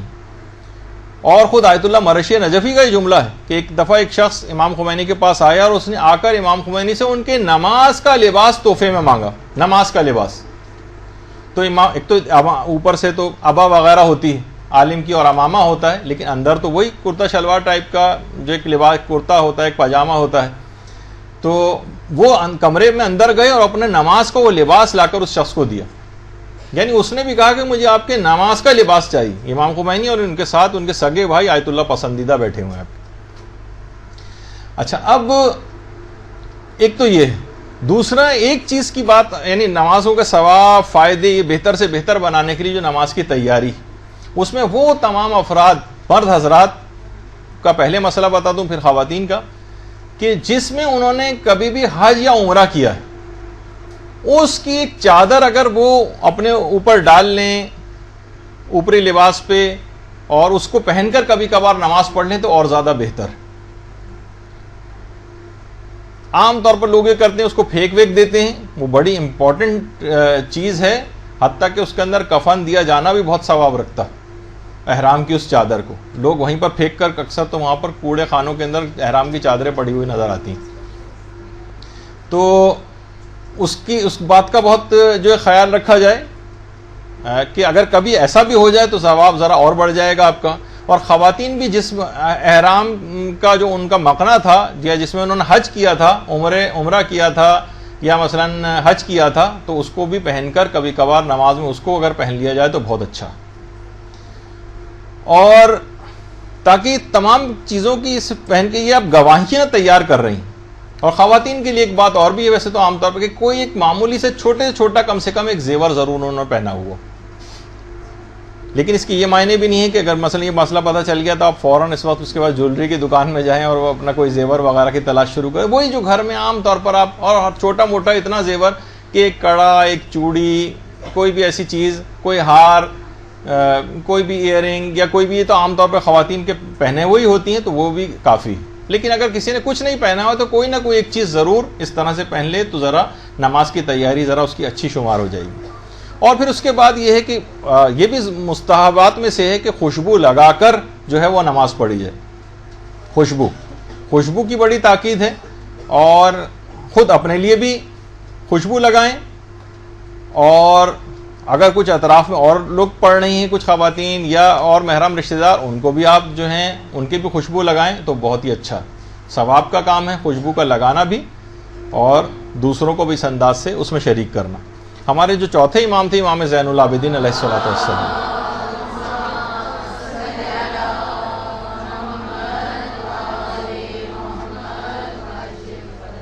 کہ جب بھی امام نماز کا ارادہ کرتے تھے اور مصلی پر آتے تھے, آپ اپنے ساتھ جو مصلی ہوتا اس مصلی کے اندر ہی ایک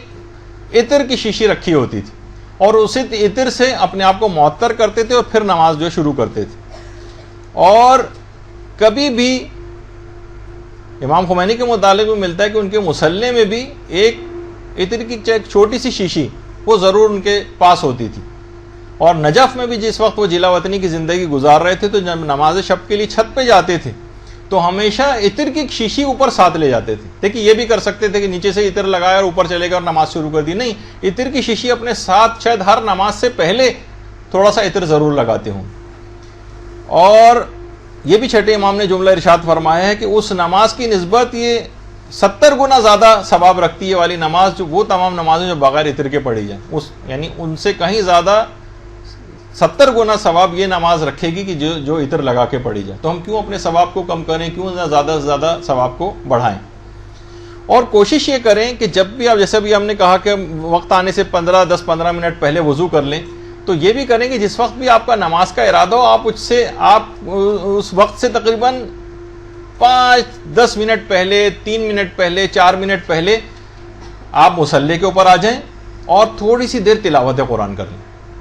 دیکھیے میں نے اس سے پہلے بھی بات بتائی تھی کہ امام خمینی تو تقریباً آدھے گھنٹے پہلے آ کر اور تلاوت قرآن میں مشغول ہو جاتے تھے. آدھے گھنٹے بعد نماز کا وقت آنا ہے، وضو کیا اور اس کے اوپر آ گئے مصلی پر اور اس کے بعد تلاوت قرآن شروع کر دی. تو یہ تمام اقدامات اس وجہ سے ہو رہے ہیں کہ آپ کو نماز میں آپ کی رغبت ہو، آپ کا دل لگے، ورنہ ایک بہت بے ادبی ہوگی، بے احترامی ہوگی، دل آپ کا متوجہ ہو جائے نماز کی طرف. یہی وجہ ہے کہ جب امیر المومنین جب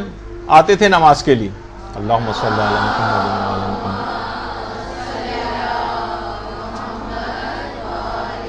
تو اتنا پہلے سے تیاری شروع ہو چکی ہوتی تو اتنا متوجہ نماز کے وقت پہ آ کر ہو جاتے تھے کہ بدن کانپنے لگتا تھا، رنگ متغیر ہو جاتا تھا اور کہتے تھے اس امانت کی ادائیگی کا وقت آ گیا.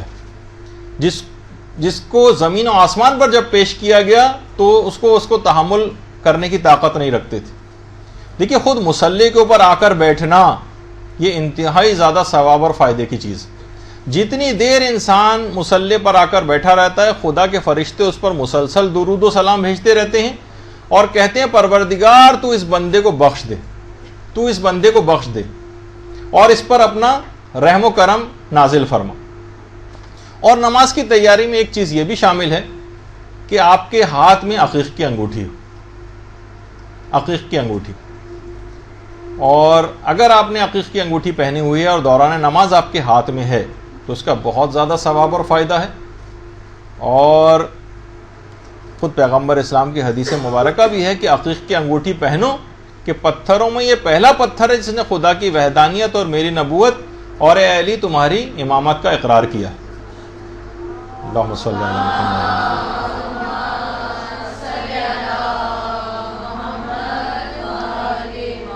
اور جو عقیق پہن کر نماز پڑھی جائے گی وہ 40 ایسی نمازوں سے افضل ہوگی جو بغیر عقیق کے کوئی شخص پڑھتا. تو اپنے ثواب میں نماز کو آپ زیادہ سے زیادہ کرتی چلی جائیے، بڑھاتی سے بڑھاتی چلی جائیے. بہت زیادہ اس کے ثواب اور فائدے عمومی زندگی کے اندر بھی ہیں کہ آپ کی ساری حاجتیں پوری ہوتی ہیں. خاص طور پر جب آپ قنوت جب پڑھتی ہیں اور ہاتھ میں عقیق ہوتا ہے تو وہ دعا آپ کی جلدی قبول ہو جاتی ہے. اور اتنا وقت نہیں ہمارے پاس، ورنہ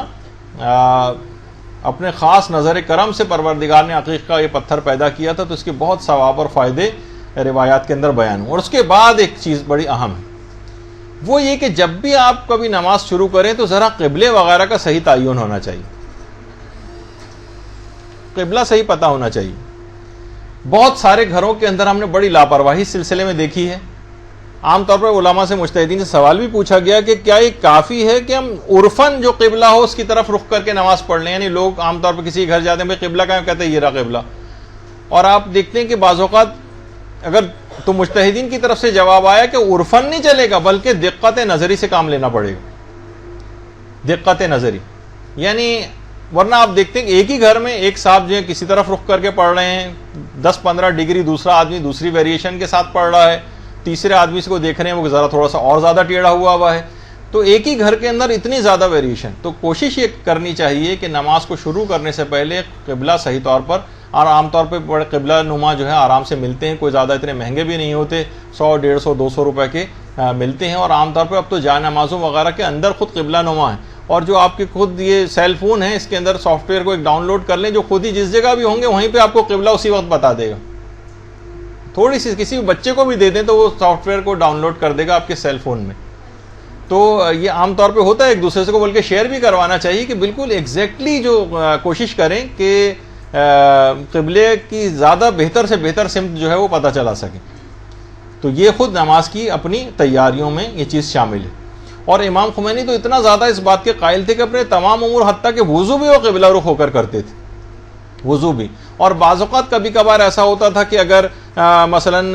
قبلے کی طرف پشت ہے، مثلاً بیسن یا نل ایسی جگہ پہ لگا ہوا ہے کہ جہاں وضو کرنے کے لیے آپ کو پشت قبلہ ہونا پڑے گا، تو ان کا طریقہ کار تھا کہ چلو میں پانی لیتے تھے اور گھومتے تھے، قبلہ رخ ہوتے تھے اور اس کے بعد وضو کرتے تھے. تو جب اتنا زیادہ آپ نے ویسی باتھ روم کے اندر پانی بہایا ہوا اور کیچڑ کا رکھی ہے تو اگر قبلہ رخ ہو کے اگر تھوڑا سا پانی نیچے گر جائے گا تو کون سا فرق پڑے گا، اتنا زیادہ ثواب بھی تو ملے گا آپ کو. تو بہرحال تو اور علماء نے ایک چیز بات اور کہی ہے کہ نمازوں کو شروع کرنے سے پہلے کوشش یہ کریں کہ اپنے سب کو معاف کر دیں، جن جن لوگوں نے بھی آپ کا قصور کیا ہے، تاکہ پروردگار بھی آپ کے اوپر رحم کرے، اور جو آپ نے پروردگار کے قصور کی ہیں پروردگار بھی اس کو معاف کرے۔ تو سب لوگوں سے اپنے دل کے تمام کینے اور حسد کو نکال دیں۔ جن لوگوں کے لیے الخصوص آپ کے دل میں کینہ محسوس ہوتا ہو، آپ کہیں کہ میں نے اپنے بھی تمام اس کے اوپر حقوق معاف کیے ہیں، اور بعض اوقات اس کے لیے دعا بھی کر دیں جس نے آپ کے کبھی حق میں کوتاہی کی ہو، تو آپ خود دیکھیں گے کہ بڑے عجیب و غریب اثرات اس کے ہوں گے۔ خود آپ کے نمازوں کے اندر بہت زیادہ آپ کو دل لگے گا، اور آپ کی نمازیں حد کمال تک پہنچیں گی۔ اور ایک بات اور جو علماء نے خاص طور پر نمازوں کو شروع کرنے سے پہلے جس بات کا آپ کو خیال رکھنا ہے کہ دیکھیے جو مستحب نمازیں ہیں ان کو تو آپ کوشش کریں کسی ایک جگہ نہیں بلکہ مختلف جگہوں کے اوپر پڑھیں، کبھی ایک کمرے میں، ایک ہی کمرے میں، کبھی ایک جگہ پر، کبھی دوسری جگہ پر، کبھی تیسری جگہ پر، اس کو فکس نہ کریں۔ مستحب نمازوں میں متعدد جگہ ہوں، کیونکہ یہ تمام زمین کی جتنی جگہ ہوں گی جہاں آپ نے سجدے کیے ہوں گے یہ آپ کو گواہی کے طور پر قیامت میں کام آئیں گے۔ لیکن جتنی واجب نمازیں ہیں اس میں علماء یہ بات بیان فرماتے ہیں کہ اس کے لیے کوشش کریں کہ کوئی ایک جگہ مقرر کر لیں، کیونکہ اس کی امپورٹنس اس جگہ کے اندر ایک ایسی برکت ہو جاتی ہے کہ بہت سے مسائل کے اندر کہ جس جگہ وہ شخص نماز پڑھتا تھا حالت احتضار میں، اگر اس جگہ لے جایا جائے تو اس کی جان آسانی سے نکل جائے گی، پھر چاہے حالت احتضار کے بعد تو انتقالی ہو جانا ہے تاکہ اس سختی کو جو ہے وہ موت کی وہ کم کیا جا سکے۔ اگر گھر کے اندر وہ شخص نماز اور گھر میں انتقال ہو رہا ہے، عام طور پہ تو جو صورتحال ہوتی ہے اس میں ہسپتالوں میں انتقال ہوتا ہے، لیکن کوشش یہ کریں کہ اگر گھر میں کسی کا انتقال ہو رہا ہے تو جس جگہ وہ نماز پڑھتا تھا اگر ممکن ہو سکے تو وہاں پر لے جایا جائے، تو بہت آسانی کے ساتھ اس کی جو ہے وہ جان نکل جائے گی۔ اچھا، اسی طرح سے کوشش یہ کریں کہ جب بھی کبھی نماز کے لیے کھڑے ہوں، ہونا چاہے تو گھر میں کوئی بچہ ہو اس کو بھی اپنے ساتھ ضرور لے لیں، کسی کی اپنی اولاد ہے، چھوٹے بہن بھائی ہیں، ان کو بھی اپنے ساتھ ضرور لے لیں، کیونکہ سورہ اعراف کی جو 31ویں آیت اس سے پہلے ابھی آپ نے پڑھی کہ یا بنی آدم خذوا زینتکم عند کل مسجد، کہ جب بھی تم نماز کے لیے یا مسجد کے لیے نکلو تو اپنی زینت کو اپنے ساتھ لے لو۔ تو اب زینت کے کئی احتمالات علماء نے پیش کیے ہیں کہ زینت سے کیا مراد ہے۔ ایک تو وہی ہے کہ صاف ستھرے کپڑے وہ زینت کے اندر آتے ہیں،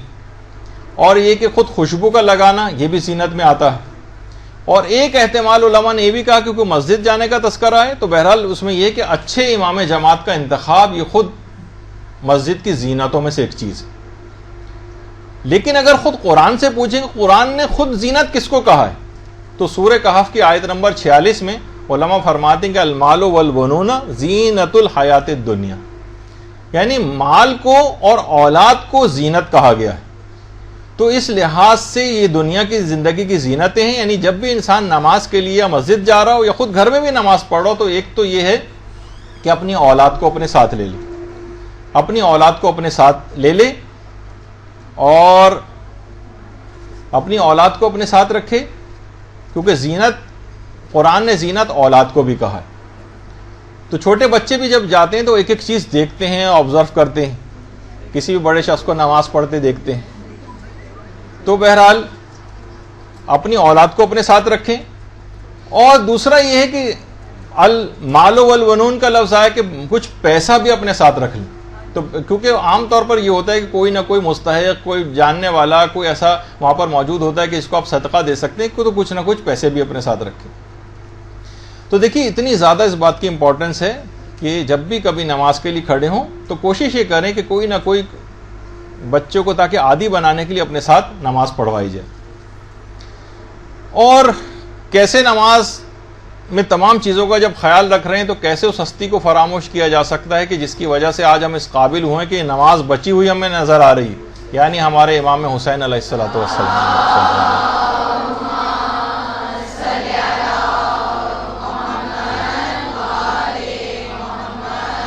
کہ اپنے پورے خانوادے کو اور اپنی آپ کو شہید کروا دیا، قتل ہو گئے اور ان نمازوں کو بچا گئے۔ کیسے فراموش کیا جا سکتا ہے؟ یہی وجہ کہ آغا احمد بہاؤالدینی وہ فرماتے ہیں کہ امام خمینی حضرت سید الشہداء کے اتنے عاشق تھے کہ ہر نماز سے بھی پہلے اور ہر نماز کے بعد ضرور امام حسین علیہ السلام کو یاد کرتے تھے اور سلام اور زیارت کے ذریعے امام حسین سے توسل کیا کرتے تھے۔ باقاعدہ دیکھیے اتنی اہم بات ہے کہ آیت اللہ عبد الحسین تہرانی جو کہ محدث نوری کے استاد تھے، ایک دفعہ وہ کربلا میں درس دے رہے تھے، تو درس دیتے دیتے انہوں نے اپنے طالب علموں کو کہا کہ کل میں نے خواب دیکھا ہے، پتہ نہیں خواب سچ ہے یا نہیں۔ ایران تھا، کہہ رہے ہیں کہ اس زمانے میں قاجار خاندان کی حکومت تھی ایران پر، کہا کہ میں نے خواب میں دیکھا کہ قاجار شہزادوں میں سے ایک شہزادہ مرزا عبد النبی خان جو تھوڑے دیر عرصے پہلے مر گیا ہے، اسے میں نے خواب میں دیکھا کہ بہت خوش و خرم ہے، جبکہ مجھے اچھی طرح سے پتا ہے کہ کوئی اچھا آدمی نہیں تھا، وہ ایک برا آدمی تھا۔ میں حیران ہوا کہ اس کو اتنا بلند مقام کیسے حاصل ہو گیا، اتنا خوش و خرم یہ برزخ زندگی میں کیسے؟ تو میں نے اس سے پوچھا کہ تم تو ایک اچھا آدمی نہیں تھے، پھر تمہیں مقام کیسے ملا؟ تو اس نے کہا کہ ہاں میں یقیناً برا آدمی تھا، لیکن طالقان میں میری کان تھی، وہاں کی جتنے بھی آمدنی ہوتی تھی میں نے وہ امام حسین کی مجالس کے لیے وقف کر رکھی تھی۔ اچھا، اب بس اتنا انہوں نے سنا اور اس کے بعد ان کی آنکھ کھل گئی۔ تو مجمع میں ان کے شاگردوں میں سے طالقان ہی کے ایک عالم دین موجود تھے جن کا نام تھا ملا نظر علی طالقانی، جو خود طالقان کے تھے۔ کہا کہ استاد محترم، آپ کا خواب بالکل سچ ہے، مرزا عبد النبی خان کی کان وہاں پر ہے، اور ہر سال اس کان کا پیسہ میرے پاس ہی آتا ہے، جس سے میں یہاں پر مجالس اعظم منعقد کرواتا ہوں مسجد ہندی میں، اور یہ بات بالکل صحیح۔ تو اس کا مطلب یہ ہوا کہ دیکھیے امام حسین علیہ الصلوۃ والسلام یعنی کوئی شخص بہت برا بھی ہے، صرف ان کی مجالس اعضاء کا اہتمام کرتا ہے، تو عام زندگی میں بھی ان کو مجالس کے ذریعے یاد رکھنا ہے، اور جس وقت نماز کے لیے کھڑے ہوں تو کتنی درسوں میں پہلے بھی آ چکا ہے کہ السلام علیکم یا ابا عبداللہ الحسین کہیں، اور اس کے بعد پھر جو ہے وہ نماز کو شروع کریں اور ہمارا سلام ہو امام حسین علیہ الصلوۃ والسلام پر۔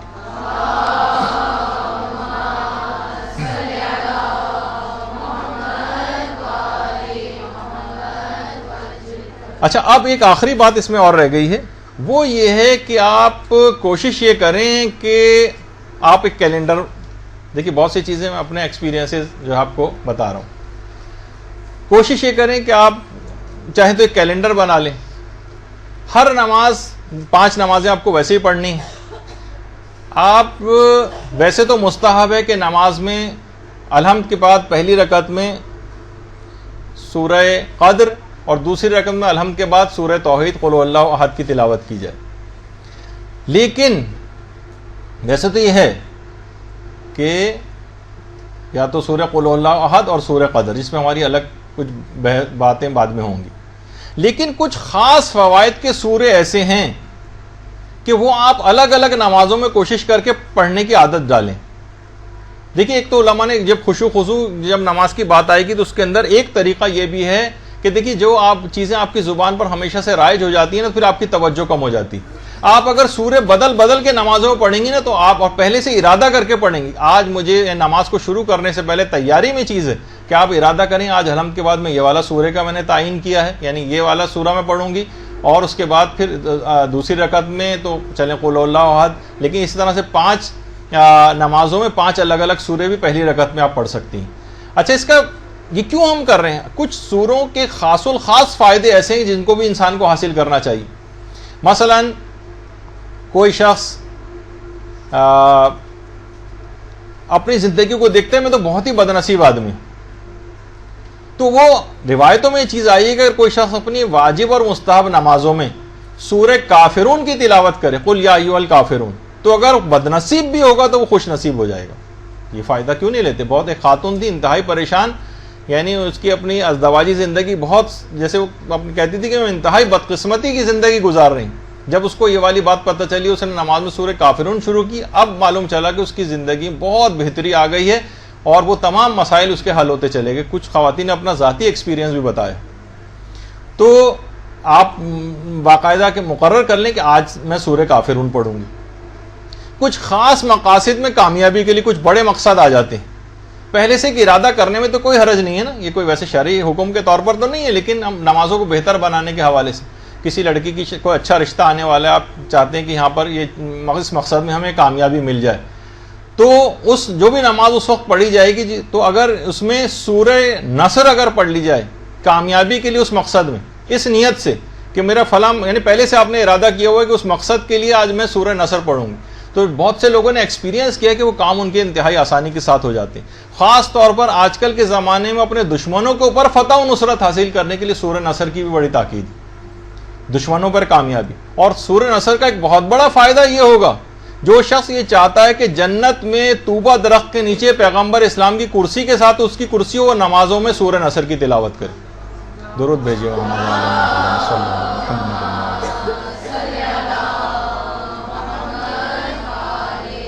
دیکھیں نمازوں کو بہتر سے بہتر بنانا ہے نا. ہم ایک سورہ پڑھتے ہیں, ایک سورہ پڑھنے کا ثواب ملتا ہے نماز میں. نماز میں ایک سورہ ایسا ہے کہ اس کو پڑھنا پورے قرآن کا ثواب ایک نماز میں پڑھنے میں دلواتا ہے. اور پیغمبر اسلام نے جو جملہ ارشاد فرمایا ہے اور تفسیر برہان میں آیا ہے وہ ہے سورہ والعادیات کا پڑھنا. چھوٹے چھوٹے سے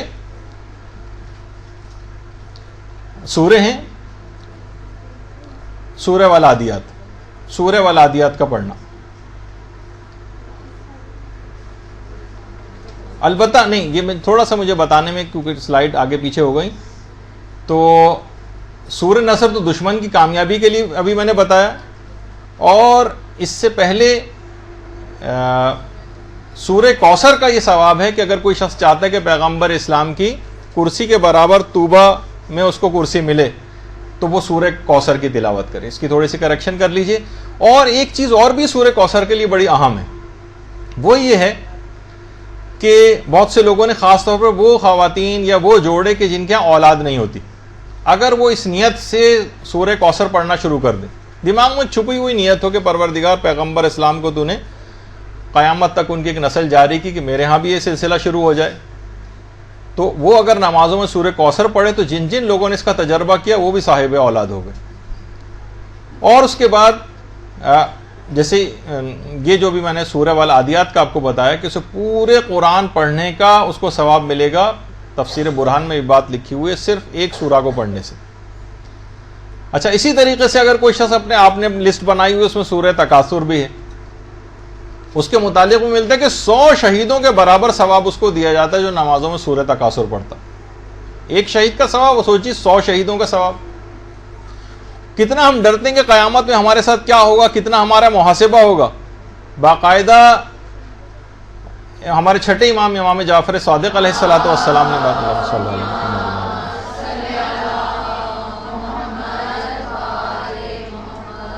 امام نے فرمایا کہ قیامت میں اس شخص کا محاسبہ ہی نہیں ہوگا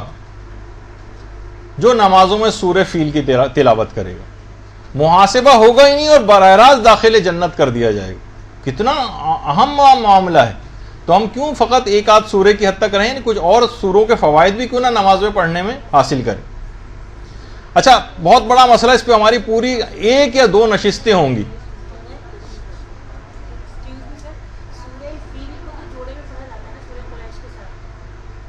جی ہاں, جی بالکل, وہ میں مسائل کی طرف نہیں جا رہا. مسائل تو اپنی جگہ پہ جب ہم قرات وغیرہ کے مسائل شروع کریں گے اس میں تفصیل آئے گی. ابھی تو میں بلکہ ایک صرف فائدہ بتا رہا ہوں کہ تاکہ آپ کے دماغ میں صرف یہ رہے, ایک صرف فائدہ بتاتا جا رہا ہوں, ورنہ تو اور بھی بے شمار اس کے فائدے, کوئی ایک فائدہ تو نہیں. تو یہ ابھی میں یہ بتا رہا تھا کہ اگر کوئی شخص نمازوں کو قبول کروانا چاہے اپنی, کتنا بڑا مسئلہ ہے قبولیت نماز پہ. ہماری کم سے کم 2 نشستیں ہوں گی نمازوں کا جب مسائل کو مکمل کریں گے کہ کون سے طریقے ایسے ہیں جس سے ہم نمازوں کو قبول کروائیں. تو ہمارے 5ویں امام یہ جملہ ارشاد فرماتے ہیں, اللہم صلی علی محمد و علی محمد,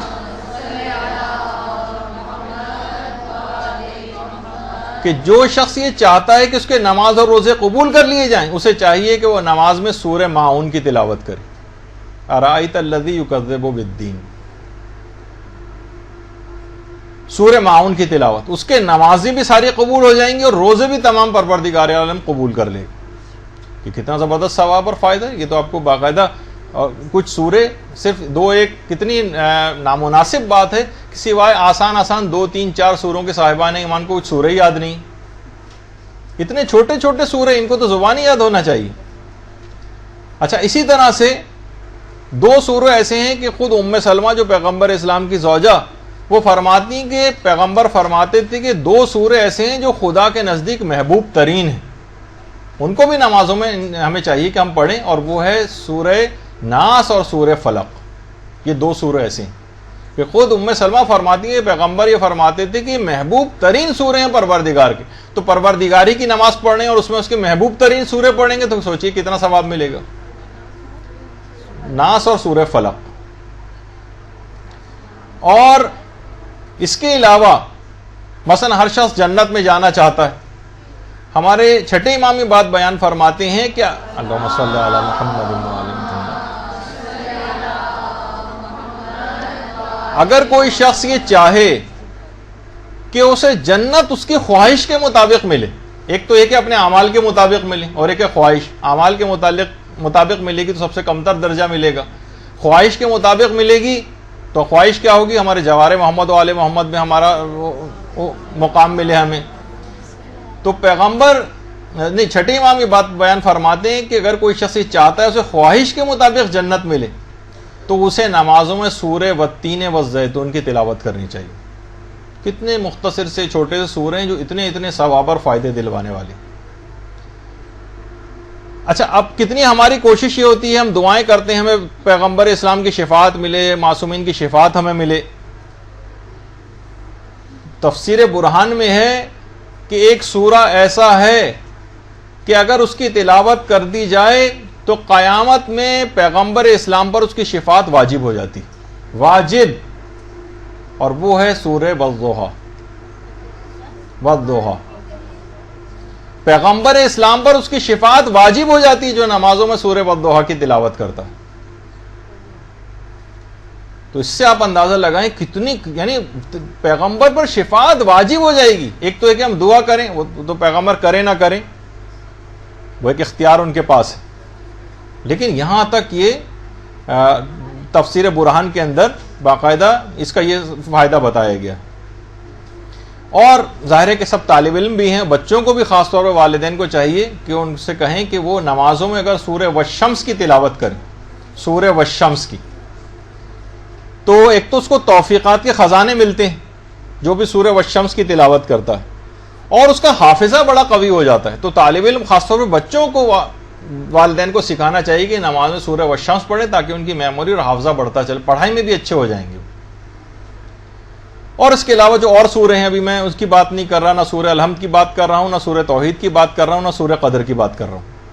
وہ تو اپنے مقام پر جب ان کا موقع آئے گا، جب ہم قرات کے مسائل شروع کریں گے اس وقت ان کی کچھ فضیلت آئے گی. اچھا، ایک بات اور تیاری کے اندر اور بتا دی جائے، وہ یہ ہے کہ جب آپ ہر چیز کو دیکھ رہی ہیں اطراف میں، تو کوشش یہ کریں کہ نمازوں میں جو آپ کی سجدگاہ ہے ذرا اس کی طرف بھی دیکھ لیجیے. اگر گندی سندی کالی اور میلی سجدگاہ ہے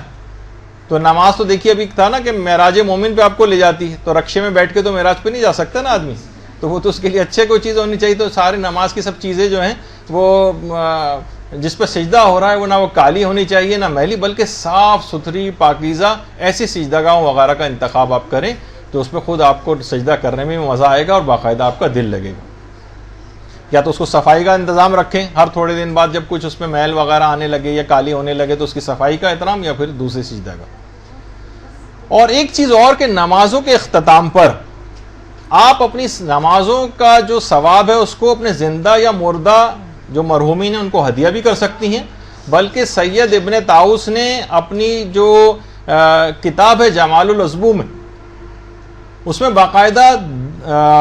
دو اماموں سے یہ بات روایت کی ہے کہ اگر کوئی شخص اپنی نمازوں کا ثواب پیغمبر اسلام اور امیر المومنین اور ان کے اوصیاء کی خدمت میں ہدیہ کرے تو خدا اس قدر ثواب اس کو دے گا کہ مرتے دم تک جو سانسیں ہیں اس کا شمار نہیں ہو سکتا. اور اس کے جسم سے روح نکلنے سے پہلے اس کو باقاعدہ بشارت دی جائے گی کہ اے شخص تیرا ہدیہ ہم تک پہنچ چکا ہے اور آج تیری اس نیکی کے اجر و ثواب کو عطا کرنے کا وقت آ گیا ہے. خدا تیری آنکھیں شاد کرے، تیرا دل شاد کرے اور تیری آنکھیں روشن کرے اس چیز سے جو آج خدا نے تجھ کو عطا کر دی ہے اور اس مبارک مقام کو جو کہ تو نے آج حاصل کر لیا ہے. اچھا، راوی نے جب یہ بات سنی، دو اماموں سے روایت ہے کہ اگر کسی نے بھی اس طرح سے ہدیہ کیا، راوی نے فوراً پوچھ لیا کہ مولا اس نمازوں کو ہم ہدیہ کرنے کا طریقہ کار کیا ہے؟ امام نے کہا بس بیٹھے بیٹھے دل میں یہاں پر قصد کرو کہ میں اس کا ثواب رسول خدا یا ان کے فلاں اماموں کی خدمت میں ہدیہ کر رہا ہوں. اور اس کے بعد یہ باقاعدہ مکیال المکارم کی دوسری جلد میں شیخ تقی موسوی اصفہانی نے بھی باقاعدہ اس کو لکھا ہے مکیال المکارم. تو تو اس وقت بھی اب آپ کو یہ بات اب پتہ چل رہی ہے، تو ابھی اسی جگہ پر بیٹھے بیٹھے بھی آپ اپنی تمام پچھلی نمازوں کو پیغمبر اسلام اور تمام ائمہ کو ہدیہ کرنے کی ابھی نیت کر لیں، تو یہی ثواب اور فائدہ آپ پہ مرتب ہو جائے گا انشاءاللہ۔ درود بھیجیے محمد وعلیہ۔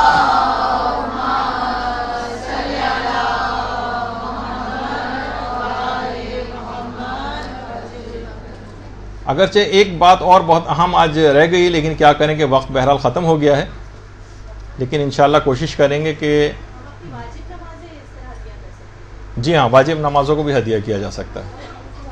مستحب نمازیں بھی ہدیہ کی جا سکتی ہیں، واجب نمازیں بھی ہدیہ کی جا سکتی ہیں باقاعدہ۔ اس کا آغاز آیت اللہ سیستانی نے بھی اس سے تھوڑے عرصے پہلے مدرسے نے ایک استفتاء ان سے کیا تھا، تو انہوں نے کہا تھا کہ جی ہاں یہ ایسا کیا جا سکتا ہے۔ اچھا، اب بس یہاں پر آج ہماری نماز کے تیاری کے سلسلے میں صرف ایک بات بس رہ گئی، جو انشاءاللہ اگلی دفعہ اس کو شروع میں لے کر آئیں گے، اور اگلی دفعہ سے براہ راست ہم نماز کو شروع کر دیں گے۔ اب یہ تو آپ نے دیکھا کہ ہم نے صرف نماز کی تیاری کی ہے، ارد گرد اپنا جائزہ لیا اور اطراف کی چیزوں کا جائزہ لیا، جس میں پورا درس ختم ہو گیا۔ انشاءاللہ اگلی دفعہ سے ترتیب وار مرحلے وار گفتگو شروع ہو جائے گی۔ وصلی اللہ علی محمد وآلہ الطیبین الطاہرین۔